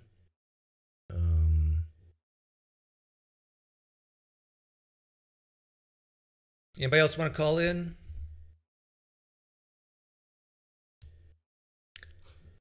Yeah, so the insurrection thing, from the very beginning, I said it was bad, but not that bad. I mean, even if it was way worse than it really was, Biden would still have been president. It would just taken a little bit longer, maybe. Alex, I remember you. We've talked before, wow. right? Yeah, it was last summer. I'm surprised you remember. Yeah, I never forget a Is my face. In fact, Mike okay? Yeah, your mic's okay. Didn't you even play poker with us? I did play one time. Wow, that's impressive. Yeah. How come you never came Okay. back? I've just been busy, I guess. Okay. I mean, yeah, that summer I was interning and I was like across the country, and now I'm back working on it. Doing school, I guess, and I've just been busier. I like your Democratic shirt you're wearing. Martha's Vineyard? The Democratic? Yeah, I mean, I've been once. you can't live around Martha's Vineyard and not be a Democrat with tons of guilt. I only went to a wedding in Martha's Vineyard. I do not live in Massachusetts, I promise. I bet you that was a great wedding. It was a good wedding. The marriage didn't work out, but yeah, it was a good wedding to go to. So that marriage was actually either really short or this shirt you're wearing is very old. It's kind of it was the first. Yeah, it was a short marriage, but it wasn't my marriage. I won't go into it. Okay. So what do you want to talk about? I guess I think we probably agree on a lot of things. I just kind of wanted to push back a little bit against the fact. You think a bunch of people agree on the facts and differ on values, Often, and I yeah. think that is, yeah, and I agree that like often that's the case, but also I think it's important to acknowledge that like values also inform, I think, the facts that you are aware of, which also came up earlier, like the awareness of facts, and also like maybe the credence you give to things that like maybe you don't know if they're facts. Those Yeah. are very informed, I think, by values. And so I think it kind of works both ways. But if someone like if two people shared like the exact same set of facts, like life experience facts included, then I think they would always agree on the value. Oh, life experience facts included? Yeah, like if I literally lived for as long as you and did everything that you've ever done, then I mean, I think definitionally we would agree. That is true. I would agree with you if what we value is not genetic. Yeah. Yeah, I guess.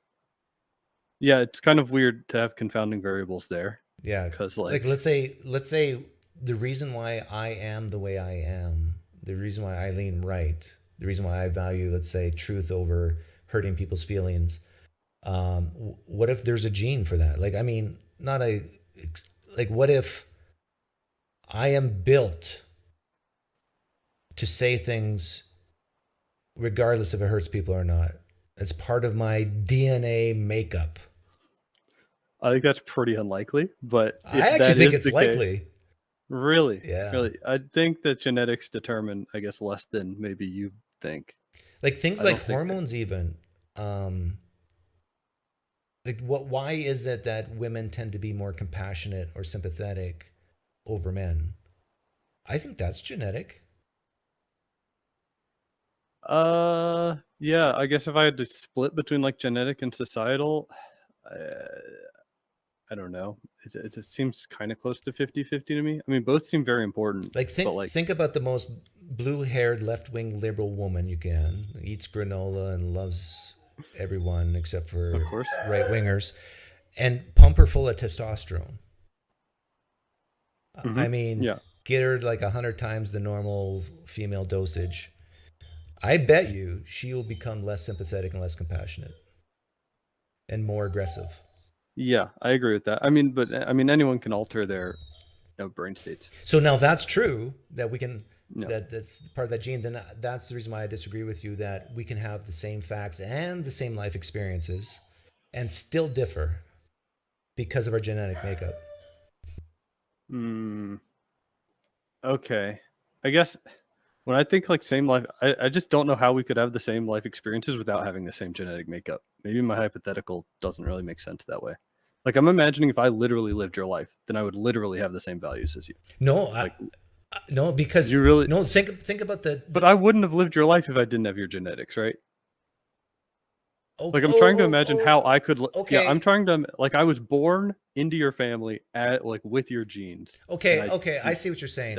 When you said life I'm taking experience, it that far extreme. when you Yeah. said life experience, I was thinking of how the external world's impacting you, like the forces on you, the external world, not the internal world. Oh, okay. Yeah. Yeah, I had it all. I said like literally every fact that you could possibly. So list basically, you're about. saying if you were exactly like me in genetics and everything, we would come. Yeah. Okay. Yeah. Yeah. I mean, what I'm saying is not interesting. Yeah, you're saying a tautology, basically. Yeah, but I'm saying it, I guess, to like get at the point is like the more I think people agree on the fact, then I think the more they will agree on the values. That's kind of the statement I want to claim. See, that I disagree with. Or maybe I should say the more people agree and are aware of. Like if people are aware of the same facts and also agree that they are facts, then I think it's more likely that they will have the same value. Again, I disagree with that. Really? Yeah. That's interesting. Because I feel. I mean, I'm not saying it's impossible, and I'm saying that it might help in certain situations. But I think these. Again, are you talking about the life experience too when you say facts? Let's say no. Okay. But yeah, then I definitely disagree with you because I think there's many examples of very knowledgeable people who know almost exactly the same things and come to different conclusions. And I don't think this is just an exception I'm talking about. I think this happens often where people know the exact same things and still differ in the importance of these things, the value of these things, and how these things should be, if it's a problem, how it should be solved. I see. So like I can maybe see what you're arguing. Maybe so like I also found you through religion. I don't know if you knew this, but like watching the atheist channel. So like I feel like that's maybe a good example of what you're talking about. Yeah. Correct me if I'm wrong. Yeah. See, Okay. I understand Christianity as well, probably better than most Christians.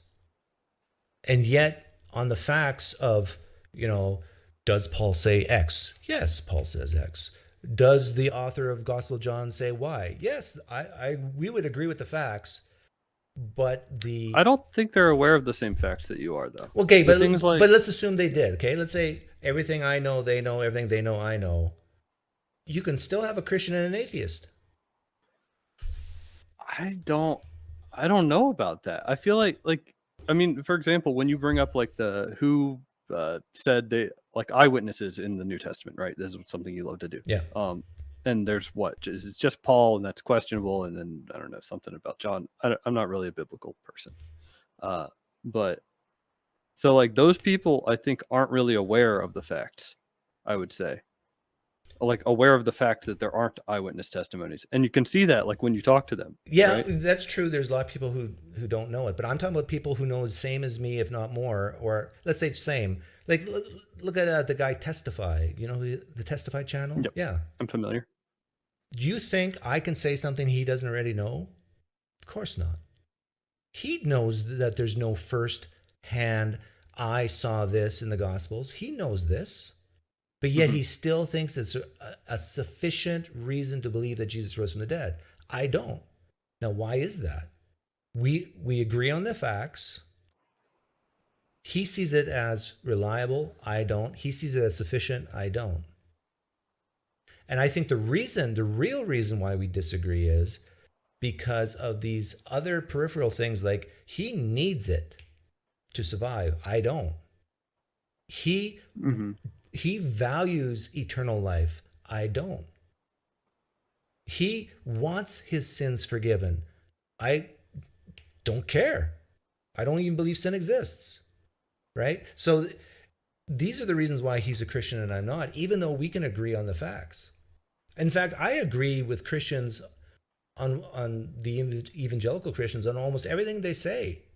Like, does the scripture say this? Yes. Does the scripture say that if you live your life like a homosexual, you're going to hell? Yes.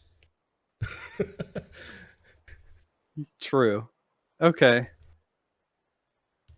Yeah. I guess maybe I agree with you then. And I think this is the first step for people to come together, to understand that we value things differently, and this is why we disagree, and that often, not always, but often, it's not because of the facts. It's because of things like risk aversion or a desire for something to happen if I believe this or whatever. It's more of these emotional factors. And you think that's pretty like essential to like, I guess, genetics or like how you're raised, kind of like that's, would you say that?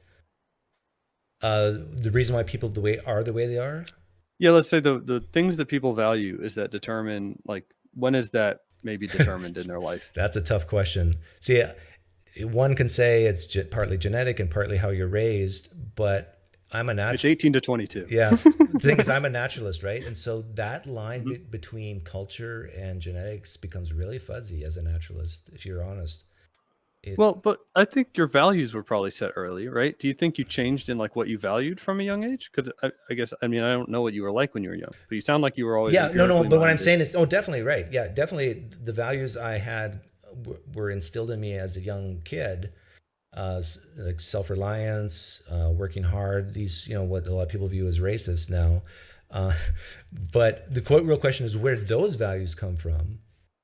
Well, it came from my parents, but where did they get them from? Well, their parents. Where did they get them from? At some point, even culture. It's the Mennonites. Yeah, at large. At some point, even culture is genetically based or even due to the weather. I don't know, nutrients, what foods you eat. Yeah. Like at some point, it boils down to the hardcore biology.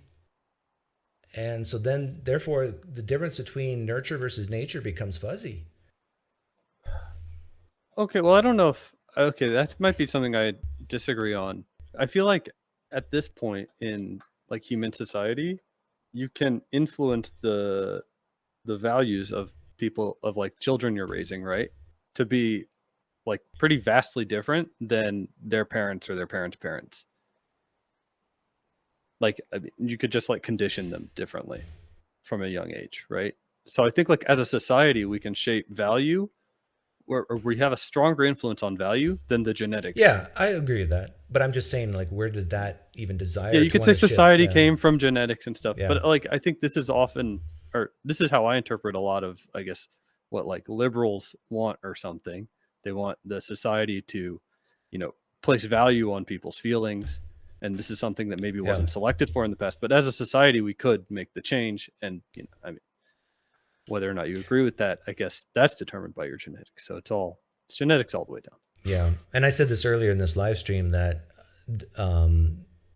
there's a reason why women tend to be more sympathetic, value people's feelings over, let's say, a hard truth. A couple of live streams ago, I provided evidence of professors and grad students in universities, if they had 5 categories to choose from, they allocated more value to social equity, social justice. This was so annoying. You were talking to this one other guy, and you were both just so bad at talking. I was upset. I know who you're talking about. But you know, the reason for that most people are not aware of, we have a history. Okay. Me and this guy. Yeah, he's this guy. This is from my point of view, and I'm sure he wouldn't agree with this. What's his name? Quaid. And I think he would agree on the facts on this. That we have. You would just phrase them weird. No, I think my issue is more with you than him, actually. Which part? So, like, I don't remember. Like, give me 2 of the categories. It was like truthfulness and like compassion. I don't know. There were like 5 categories, and you would say like women value truth more than men. Or something like that. And that's just not true based on like you can't infer that from the data. Well, acquiring knowledge was the exact thing. Sure. Acquiring knowledge. Yeah, and you would say women desire or value acquiring knowledge less than men. That may not be a direct quote, but it was something like this. Yeah. But in those categories, in the context of those categories. Yes, if you say in the categories, I 100% agree. And with I did you, say that, but not all the time. And that's see, that's what Quaid hated about me, is because in order for me to be precisely correct, I have to say it every single time. And I think I went back and I watched that twice, and I said it, I don't know, 6 or 7 times, but only 2 or 3 times did I say within those 5 categories. Yeah, and I mean, and then he picks apart those other times I didn't say that because I wasn't. It was like 15 to 30 minutes though of just like this stupid language thing. I know. I know. I feel like you're smart enough to know what you're doing. But this is where the history comes in, because I don't think he likes me and I don't like him, because it's like pulling teeth out. It's zero charity, zero grace. It's just he wants to prove me wrong, and I mean, in the comment sections on certain things, not related to this, I have a history of him just constantly picking at me and picking at me and picking at me. And it's like, at some point, you just like, enough's enough. And I remember the last time, just before that live stream, he ended it saying, fair enough. And I thought, okay, we understand each other. And he might not agree with me, but he understands where I'm coming from. And then no. Yeah. Okay. I don't think I was fully aware of that. Well, no, nobody was fully aware of that because they don't know. Yeah. I mean, I didn't have your life experiences. You didn't have the life experiences, right? But yeah, oftentimes, like, I'm human, and I apologize to him. And most people don't even know this. I apologized to him on a live stream on my channel, and I went to his channel, apologized because I thought I treated him poorly. And I said, I'm sorry. And I'm sincerely sorry the way I treated him. And I don't know if he didn't say he accepted my apologies, but the reason I did what I did there is because of this history. I see. Yeah. Also, you have to start saying sorry like an American. I'm sorry. You know, You got to get rid of that. Okay, here's the truth about this. Here's the facts about this. When I first moved to America, I would say sorry all the time. And then I switched to sorry. And then I switched back to sorry because it irritated people or it was funny. Either one, it works. And so now I'm stuck back into the sorry, but I can go back to sorry. You should just alternate. Like, just have like a little flip in your mind every single time. Yeah. King Xerxes, What does your you've already wife been prefer? on once today. Oh, King Xerxes is back. Yeah. Did I say something wrong? Anyhow, should I move on to the next guest, or was there one last thing you want to say? No, you can move on. I just wanted to. I said my. Why don't you piece. come back to poker? You're a great guy. I like you. All right, yeah, I'll see if I can make time for it. Okay. Take care. Enjoy King Xerxes. No, I'm going with a different guy. Anyhow, see ya. Okay, bye. We got Marty.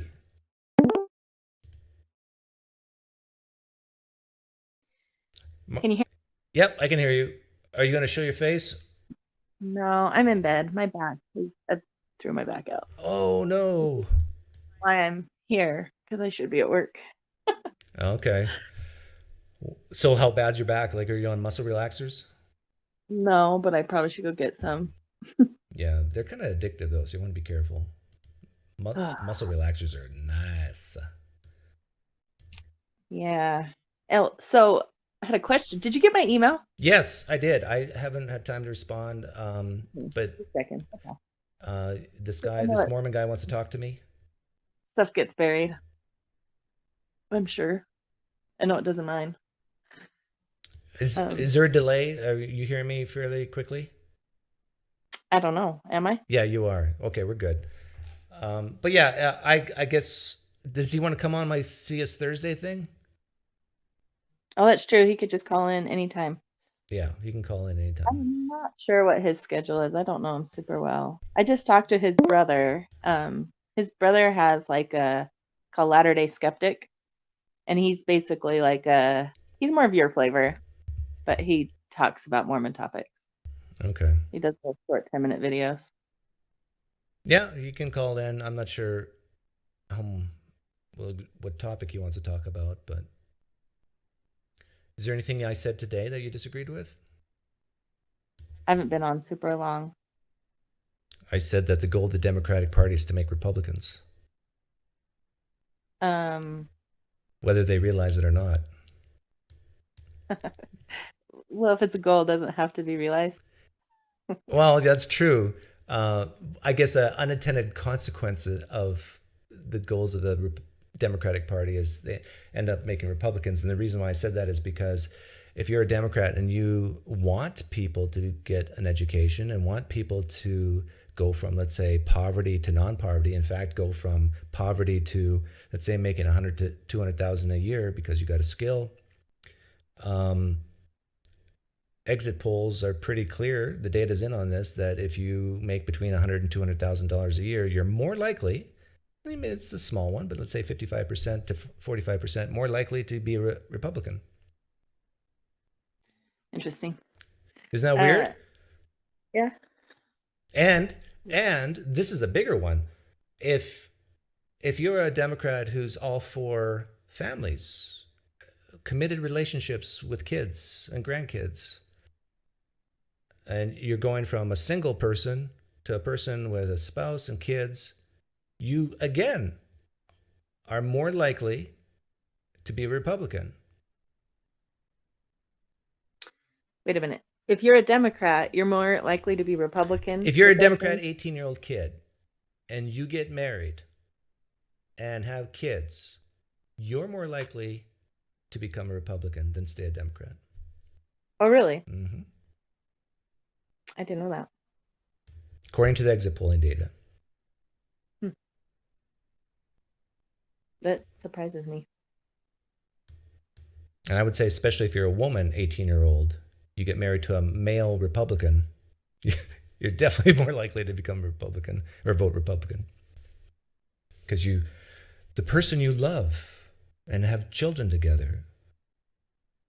Well, I think the type of women that get married are probably more like Republican leaning too. Yeah. There's some women that But focus on their don't most careers. women, like, when I say most, I mean like 55-60% of women will want to have kids, get married, I'm hopefully saying get the married, order. have kids. You're right, but like I have a cousin that would love to be married and have kids, but at this point, I don't know.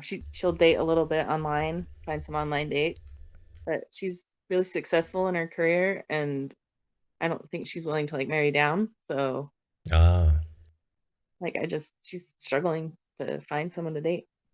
why isn't she willing to marry down? You mean financially? Yeah, I just think it would be Most hard. men marry down financially. I Why don't can't she? I don't know that it's like something she's thought of. That's just something that I think is making her pool really small. Yeah. How much does she make? I'm really not sure. I know that she's probably close to 100,000 or something like that. Yeah. So she's looking for a man who makes 150, $200,000 a year, 6 foot and taller, right? Right. You know how rare that is? Guess what percentage of the population are male 6 foot and taller and make 200,000 a year? I don't know the exact number, but I can come close. What do you think it is? What percentage of men, Of men? yeah, are 6 foot or taller and make 200,000 a year plus? Maybe 10%? Oh, Not even you're way off. It's closer to 1. 1%? Yes, in the United States. Oh, 200,000. Yeah. I was thinking like 100,000. Well, even 100,000, you might be at 2%. Huh. If you combine those two things, height and income, and you got to multiply those two because it's And then you throw in a good BMI, a healthy BMI. Oh yeah, like you know how Like, rare shit, I am. I need to treat my husband better. Yeah, your husband too. Like, how tall is your husband? 6.5 inches. Okay, so he's over 6 feet tall. Does he make over six figures? Probably. You don't have to answer that. And he has a good BMI. I've seen him. I mean, you got a 1 percentile. You got a 1 percenter. I'm gonna get my shit together. Yeah, you better start making him some biscuits and gravy or something. Really. Get that Get him BMI up. Actually, I've always wondered if women prefer not ugly men, but not so good looking men over good looking men. Actually, even men. Like, do men, there's a huge disadvantage of marrying a really good looking spouse. Right? If you're not also good looking? Who, me? No, like Oh. your spouse. Like, Yeah, like let's say your spouse is a generally, I think people just marry across on that, don't they? well, yeah, I typically. Well, mean, every once in a while you see some couples that don't quite match, but there's a power and money dynamic which accounts for two levels. Like on a scale of 10, a 10 woman might marry an 8 guy if he has lots of money. Actually, she might go way down, like maybe even a 4. But usually, yeah, men and women are pretty good at being only maybe equal or 1 or 2 off. So a 6 will marry a 6, a 7 will marry a 7, if all else is equal and there's no power or money dynamic involved. But I'm saying that if you're a 6 and you marry an 8 or a 9, you're constantly worried that a 10 will take your 9. You know what I mean? yeah, that's where you just find someone you can trust. You don't have to worry about that as much. Yeah, exactly. But even if you trust your spouse, you have to worry about the women who are after your man. Like you constantly have to run interference, and that would get exhausting. Yeah. I've watched some videos. I don't know if it was on YouTube or whatever, of husbands playing pranks on their wives, saying they're in a Home Depot and the guy texts his wife and said, my ex-girlfriend just showed up on the aisle. That's all he did. And then within seconds, you see this mother with 2 young kids come running around the aisle to run interference. Anyhow, why are we talking about this? I don't know. Anything else you wanted to talk about? No, I just want to check up on that email. Okay. Yep. Maybe you can email him, or if I forget, or I'll email him and invite him this Thursday. Yeah, I don't know. Maybe he might not record like at that time of day. I don't know. Maybe it's a bad time of day. I'm willing to be flexible. Like if he wants to do an evening or early morning or whatever, I'm flexible. Okay, I'll see if I can set something up. Okay. See you, Marty. I kind of want to be there. Well, you want to be there? Yeah, I kind of do. Oh, you want a threesome? Yeah, that's right. I feel like there might be some Mormon stuff that I could just interject. I mean, I'll basically. I don't want. If you want to be there, then the responsibility is on you to set it up and get a time. I'm available most of Thursday, so you let me know the time. All right, sounds good. Okay, see you. Sounds good. Okay, see you. Bye.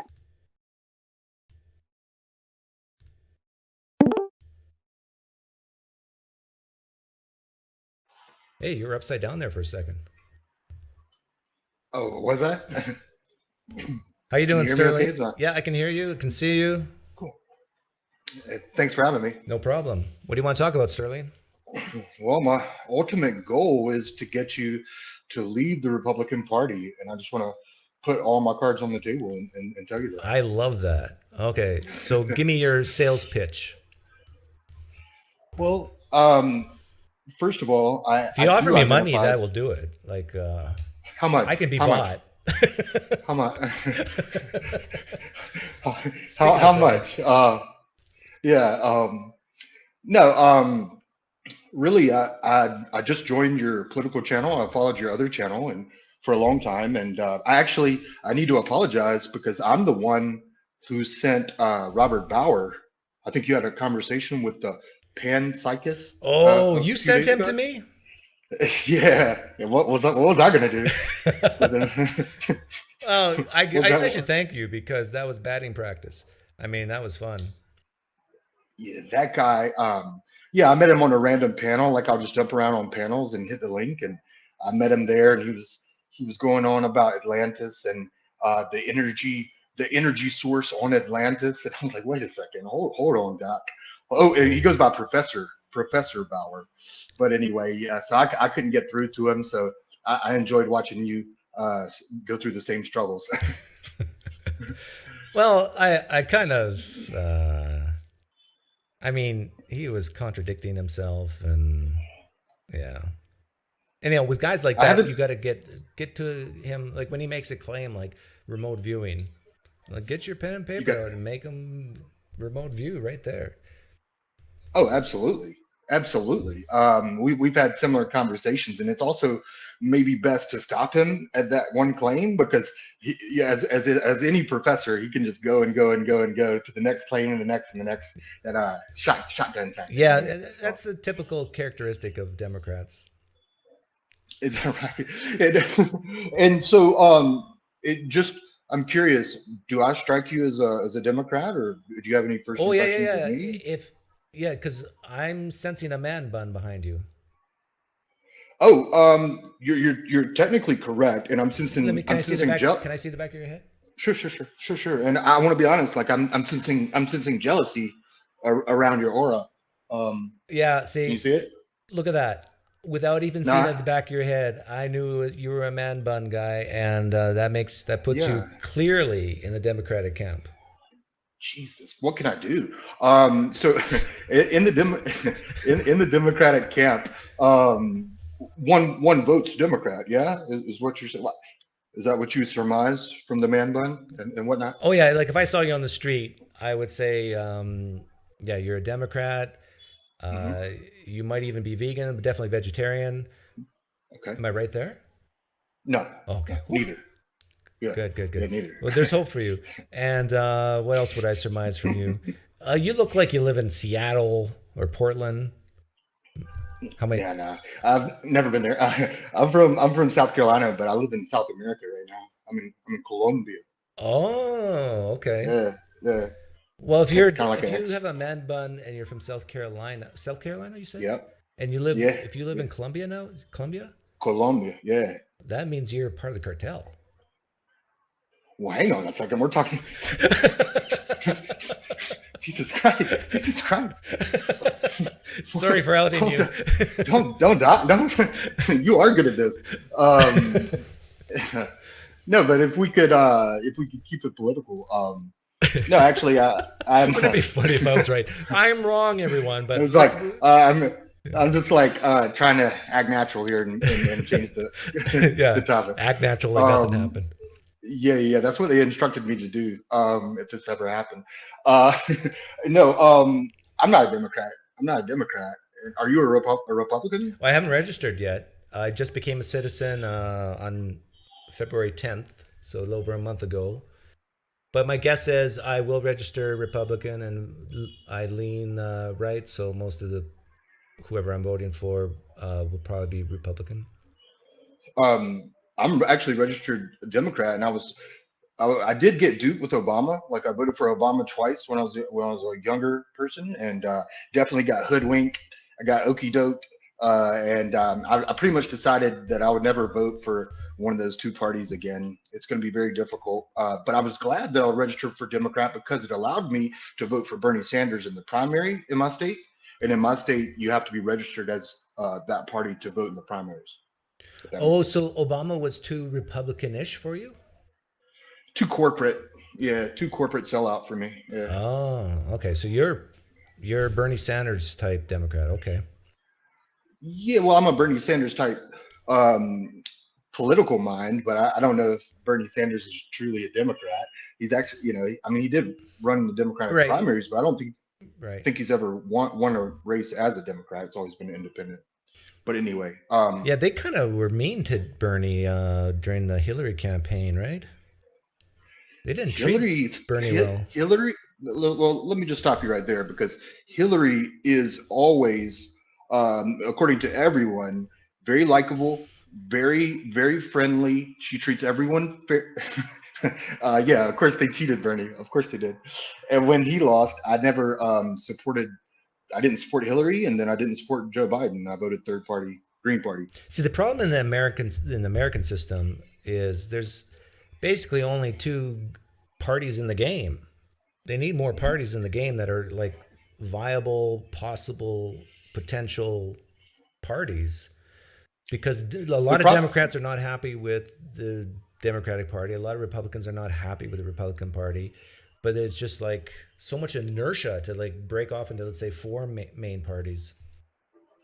Yeah, and like I mean, there are there's the Libertarian Party, I voted Green Party. There's several others out there, the People's Party, Working Party. I'm not sure, but um, I think that even if one of those parties like got into a majority or even more popular, if there was a strong third party, then I think it would just get corrupted and bought out by the corporations that bought out the other two, and it would become much like the other two. So I think I really think that we should move away from political parties and everyone should be, run on their own merits as an independent. And I wondered what you thought about that.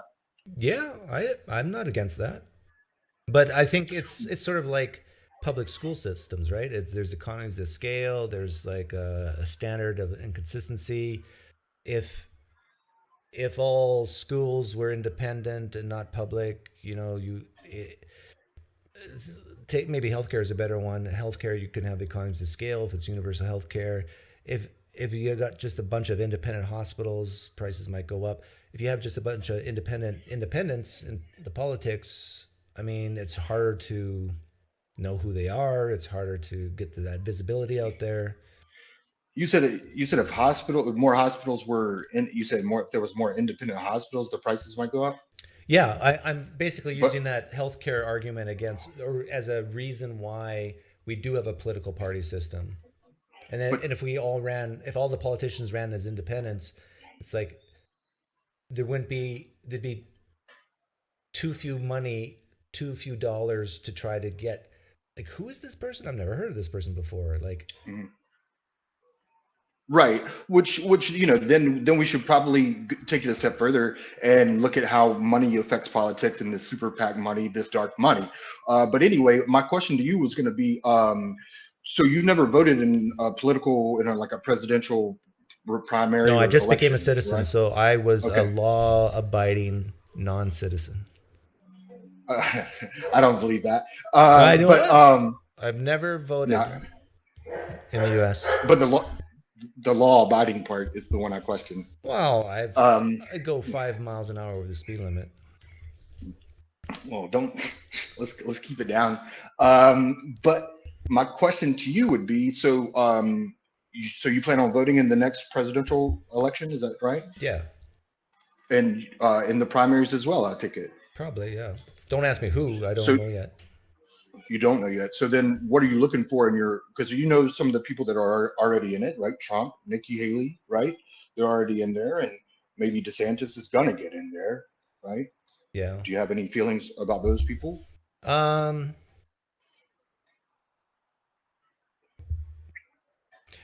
Well, I definitely wouldn't vote for Trump, but I don't know about Nikki and DeSantis yet. What do you look for? What would you look for in the person that you support in the primaries?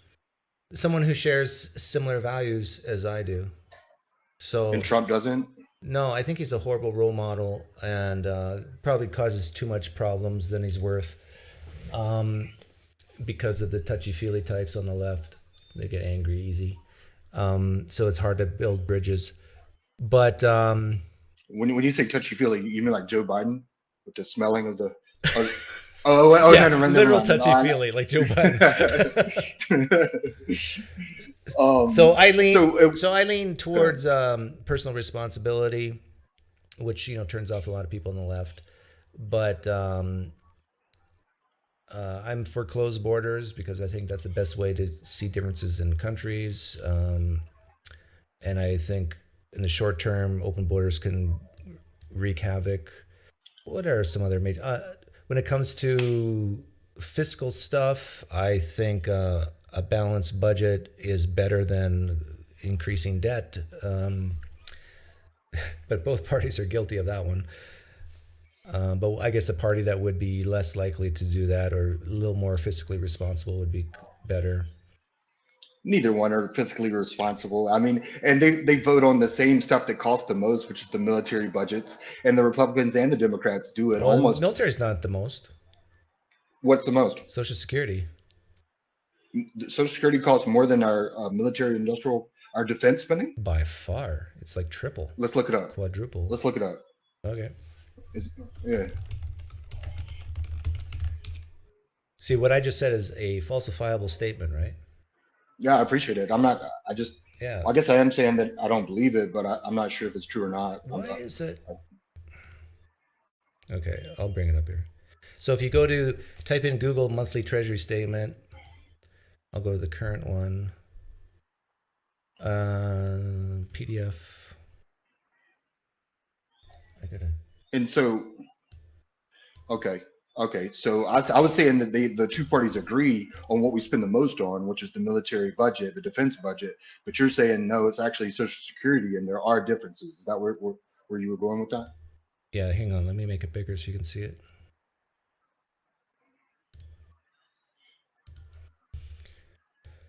This is so far in fiscal 2023. Okay. So this is October, November, December, January, February. I think this is 4 months. Social Security is 540 billion year to date. Health is 364, which is Medicare, Medicaid. Income security is 355. These are welfare programs. National defense is fourth at 324 billion. So I was wrong about triple, but it's about, it's just under double. Social Security is about just 1.7 times national defense. Okay. All right. Fair enough. So if we were to take those one at a time, like what would you change about Social Security? What would you change about that military budget? Good question. Yeah. So Social Security, I would say, it's definitely in trouble, especially because the demographic shifts. I would say anybody with net worths over a certain figure, and that's open to debate, should basically have their Social Security reduced. Health, that's, I think there's many things you can do to reduce the costs on that one. If Socialized medicine, Medicare for all. that might help, but then there's a downside to that. Which is what? Well, it depends on how you do it. But I think that, like, I'm from Canada, so the downside is that if you make private industry illegal and you can only use the public health system, I think that reduces competition and lowers the standard of healthcare. Well, I don't know that anyone is wants it to be illegal. Like, there's always going to be that private practice that can still function. There's always going to be private insurance that you could still buy, supplemental. But not in Canada. I don't know that. Okay. Yeah, like there's certain provinces in Canada. I think maybe Alberta and Quebec are the exceptions. But if you wanted to start a private general clinic in Manitoba, you can't. It's illegal. Okay, cool. I didn't know that. Income security, I think, could come down. I think, well, with all of these, there's ways that you can help, but the problem is social benefits is like heroin. Okay. Once it's good.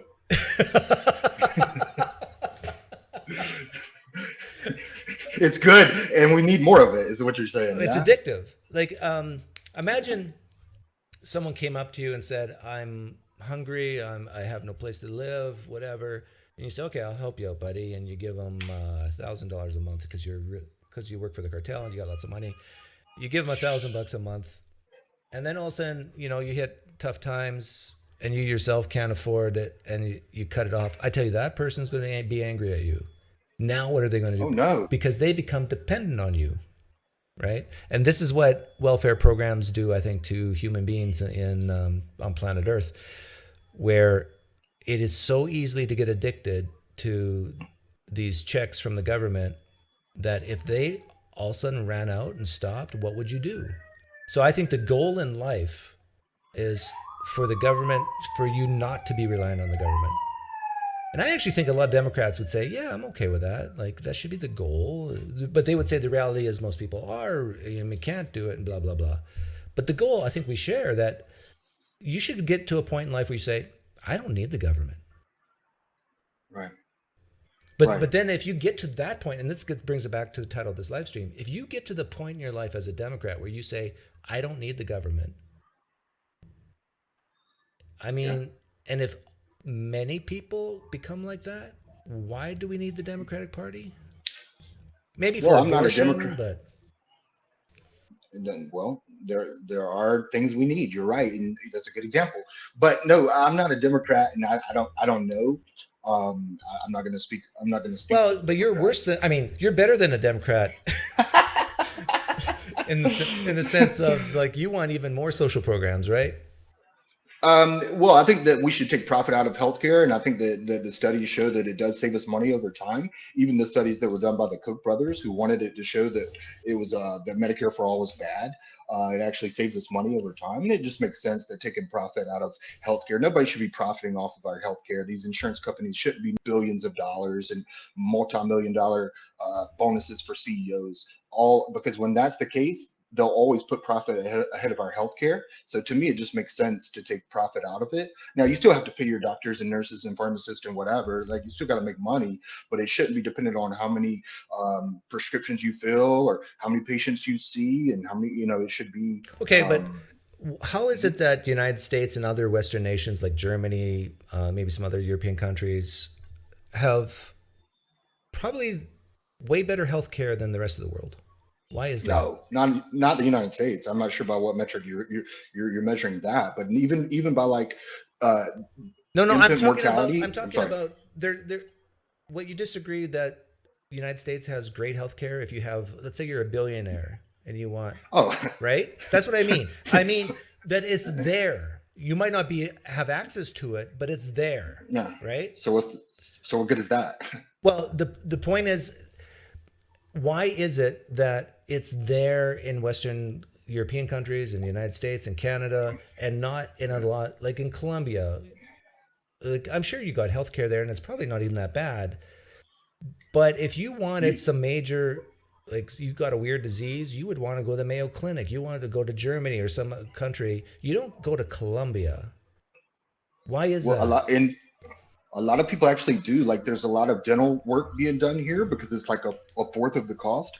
And also, yeah, things of that nature, different types of surgeries, plastic surgeries and cosmetic surgeries, and a lot of dental work and things of Well, that yeah, nature. I'm in Arizona. A lot of people go to Nogales in Mexico to get dental work too because it's cheaper. But I'm not talking about just for cost. I'm talking about the actual research and development and drugs available. Like the top notch innovation in healthcare is not taking place in countries like Colombia. It's taking place in countries Uh, like United States, Germany, Yeah, France. yeah, it's taking place in places like the United States, and it's being done by the corporations. Excuse me, it's being done by the big pharma, and what that produces is only the drugs that they feel like will be profitable are the ones that they invest in. It costs about $1 billion to bring a drug to the market, and you better believe that they're not giving us the drugs that we need. We haven't invented any new antibiotics in over a decade. Okay, but what we do have is drugs that'll make your penis get bigger and your eyelashes grow. You're And saying that's not no, I mean, important? like, I'm speaking for myself. No, it is. It definitely is. And but my point is that you could point to us as being the innovators, but what we're innovating is not for the common good. It's for the good of the corporations and big pharma. But don't you think? My question. But don't you think that the fact that the United States and Western European countries have sort of this balance between capitalism and socialism that produces a system where you do that have this high level healthcare available? I think that that's what in what you described is what I would like, a system that has that balance, but I don't feel like America has it. When we produce a vial of insulin that costs about $3 or $4 and we sell it for 275, and that same vial gets sold in Canada for 12. We have a broken system when people die because they can't afford that. It's hard for me to point to that system and say that's what the whole world should model themselves after. Ours. Insulin costs $275 a vial.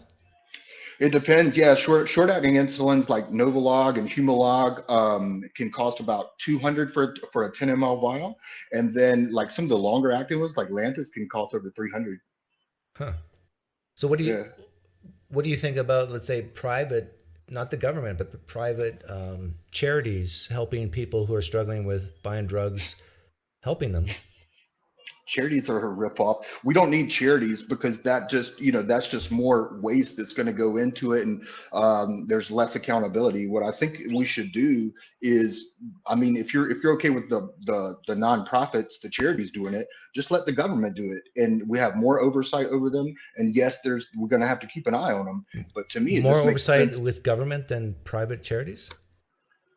I think that we're capable of writing the laws into place so that we have that transparency. Whereas with a private charity, I'm not sure how that works, and if we would have the same control and See, watch. let's say you started a charity helping someone, and you said, "Hey, Doug, would you like to give some money to my charity? Because so and so, we're doing great things." And you say, "Doug, come take a look. I'll walk you through what we're doing, and I'll show you firsthand." To me, that's great transparency, great accountability, and I think that happens way more often with private charities and foundations than it does with the government. Name one. Um, well, I think what do you call it? When you would when people become sort of like fathers, big brothers, big sisters. I think Uh-huh. Ronald McDonald House is another great one. Uh-huh. You know what Mhm. they do? I know that I've seen them up. They like give these families homes, and or they give them a place to stay while their children's in the Yeah, hospital yeah. across the So street. Yeah, yeah, basically, it's good. yeah. So there's a Ronald McDonald House right in the city I live. Uh, Me too. yeah, you can Or walk it was. in. You Yeah. can walk right in. You can see with your own eyes what's going Mhm. on there and see make your own judgment call if you want to support this or not. Um, And they'll show you their books. They'll open up their books and show you. Yeah. yeah. But I'm saying, and Yeah. I'm saying the government can do that to some extent as well. But I think the accountability and transparency is better with these private charities than with the government. But like, I don't know how charities work, and I don't know that they have to turn over their books to us as the citizens. But we need that transparency, and we should demand it. And if it could come from a private charity, I'm fine with that. If that gets the same results and it takes profit out. But what you see time and time again is these charities on both sides, Democrats and Republicans, they're just ripoffs to give their friends all this money. 90% of it gets given to their friends and donors, whereas 10% of it. That's a actually goes to the falsifiable work. claim, right? If 90%. Yeah, and I guarantee you it's false. But but but my point is that I just don't know that if we had the same oversight, if we could really have that transparency, then I'd be fine with a private charity doing it. But I don't But know. here's another example why I would tend to disagree with you and go for private charities over the government helping people, and that is, imagine you had a private charity and you said, Doug, please contribute. And I'll say, well, okay, but I want to see it first with my own eyes. And I write a check or I give cash, and there's a person that you're helping right there as I do it, and a tear comes down their eye, and they say to me, Doug, thank you. I mean, and sincerely, it's not just like an act. It's like you're helping save my life. Okay, think of that scenario. Then think of a scenario where I'm taxed 70%. Money goes to Washington, administration. And you don't get a thank you tier. Yes, I do not get a You don't thank you need- tier, and I want a thank Okay. you tier. You at least one thank you tier. I mean, 70%. You should get puddles of tears. Exactly. And but the point is that you, I think, get more people energized, excited, and sincerely want to help people when they can see directly the effects of what they're doing. Whereas, and it's less when you use the government, because the government just mails out a check or a direct deposit or food stamp or whatever. Yeah, you just raise your hand and they'll mail it to you. Yeah. In fact, I'm thinking of proposing a law that's called the Good Manners Law. So if you Fuck that. So the good manners law would be if you don't pay any federal income tax. In fact, you get a lot of social benefits. The person has to write by law, in order to get further benefits, they have to write a thank you note to a top 1% tax contributor in the United States. So a multimillionaire. When you say a top 1% contributor, what do you mean? Who exactly? actually pays taxes? Like so someone who so let's say someone paid so not the top 1%, the top 1% of payers. Of payers, right?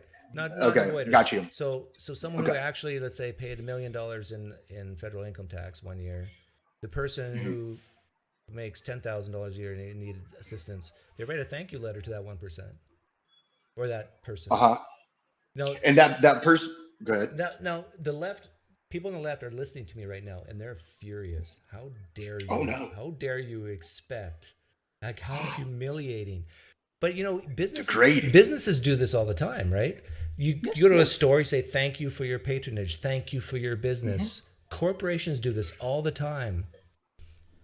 And what about if there was also a law that said that person who made multi-millions or billions of dollars had to send out thank you notes to all the people? That's what I'm saying. They do. I just said that. That's what when you have when you're a corporation like McDonald's and you have on your store window, thank you for your patronage, thank you for your business. That's them saying thank you to every customer who comes in. Not every. And what I'm saying is it's now a law. It's now a law that they have to do it. They have to send me a thank you card. Well, if they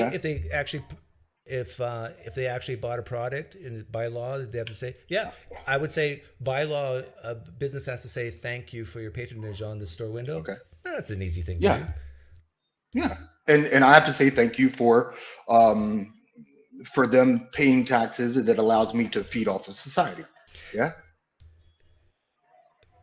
If it was Donald Trump and Joe Biden in the next election, What are you going to do? Who are you going to vote for? What would you do? Between those two, so I got a choice between Yeah. a zombie and a narcissist. A turd sandwich and a giant douche. Yeah. I think I would vote for Trump over Biden. Oh, I thought earlier you said you wouldn't, or you Well, would you're never giving me vote for that Trump. Oh, yeah. moral dilemma, right? Well, if you consider it as such, Yeah. sure. But I do think that he's a horrible role model and a narcissist and an egotistical. But all that being But- said, Yeah. I do think Yeah. Joe Biden's losing it. He's lost it. Sure. I mean, mentally. And when, yeah. I wasn't talking about his blanket, Yeah. which he's constantly looking for, and also someone's hand to shake. He lost that too. Like it's always, oh, nobody. And then for some reason, like his peripheral doesn't work well, so he turns to the other side too, as if. But one There's somebody. could also make the argument that the president, their cabinet's actually running the country, so it doesn't matter. Yeah. No. Trump himself didn't even have a plan of what to do once he got in. They don't. They just want to get in. You know what's interesting when I ask people specifically who don't like Trump, what specifically did he do to you or made your life worse?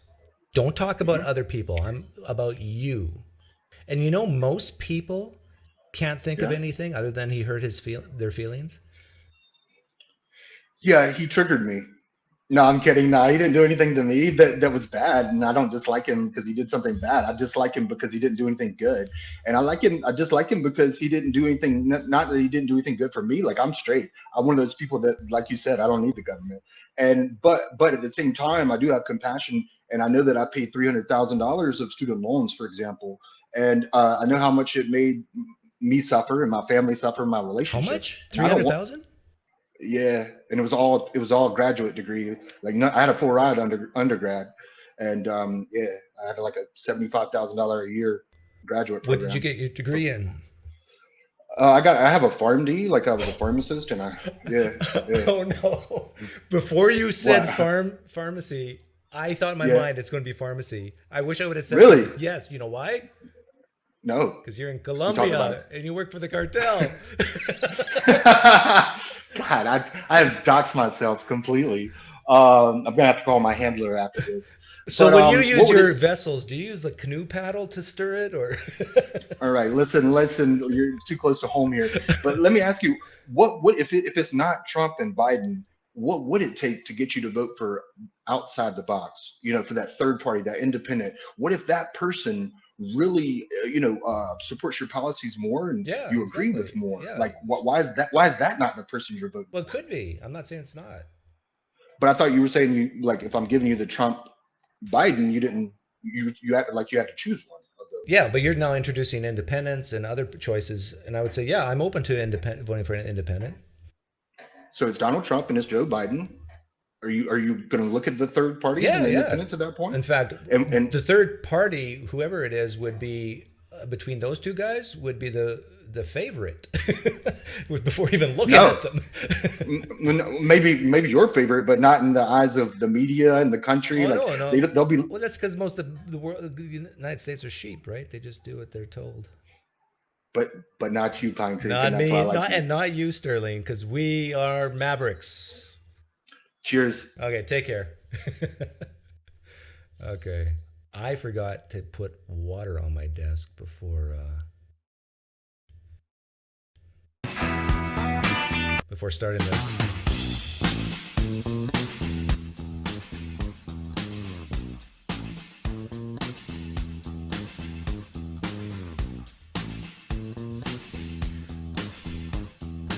The Rush Limbaugh theme. Talent on loan from God.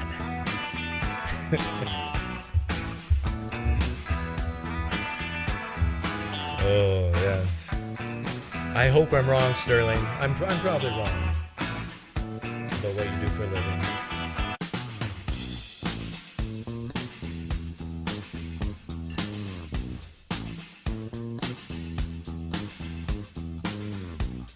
Wow, 300,000 in debt. My advice to the kids watching right now: if you're going to go to university, going to go to graduate school, if you have to pay for it, it's probably not worth it.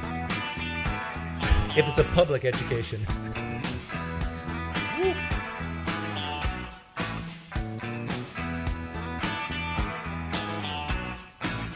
But if you get scholarships and you don't have to pay full ride, then go for it.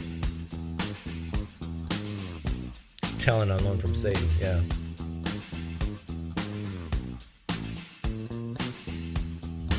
$75,000 a year.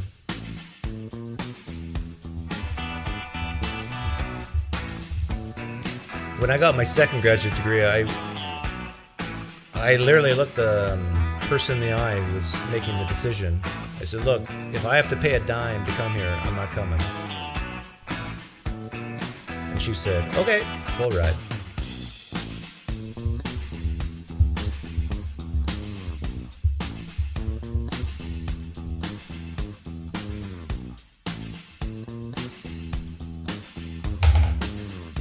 Thank you, Valesi.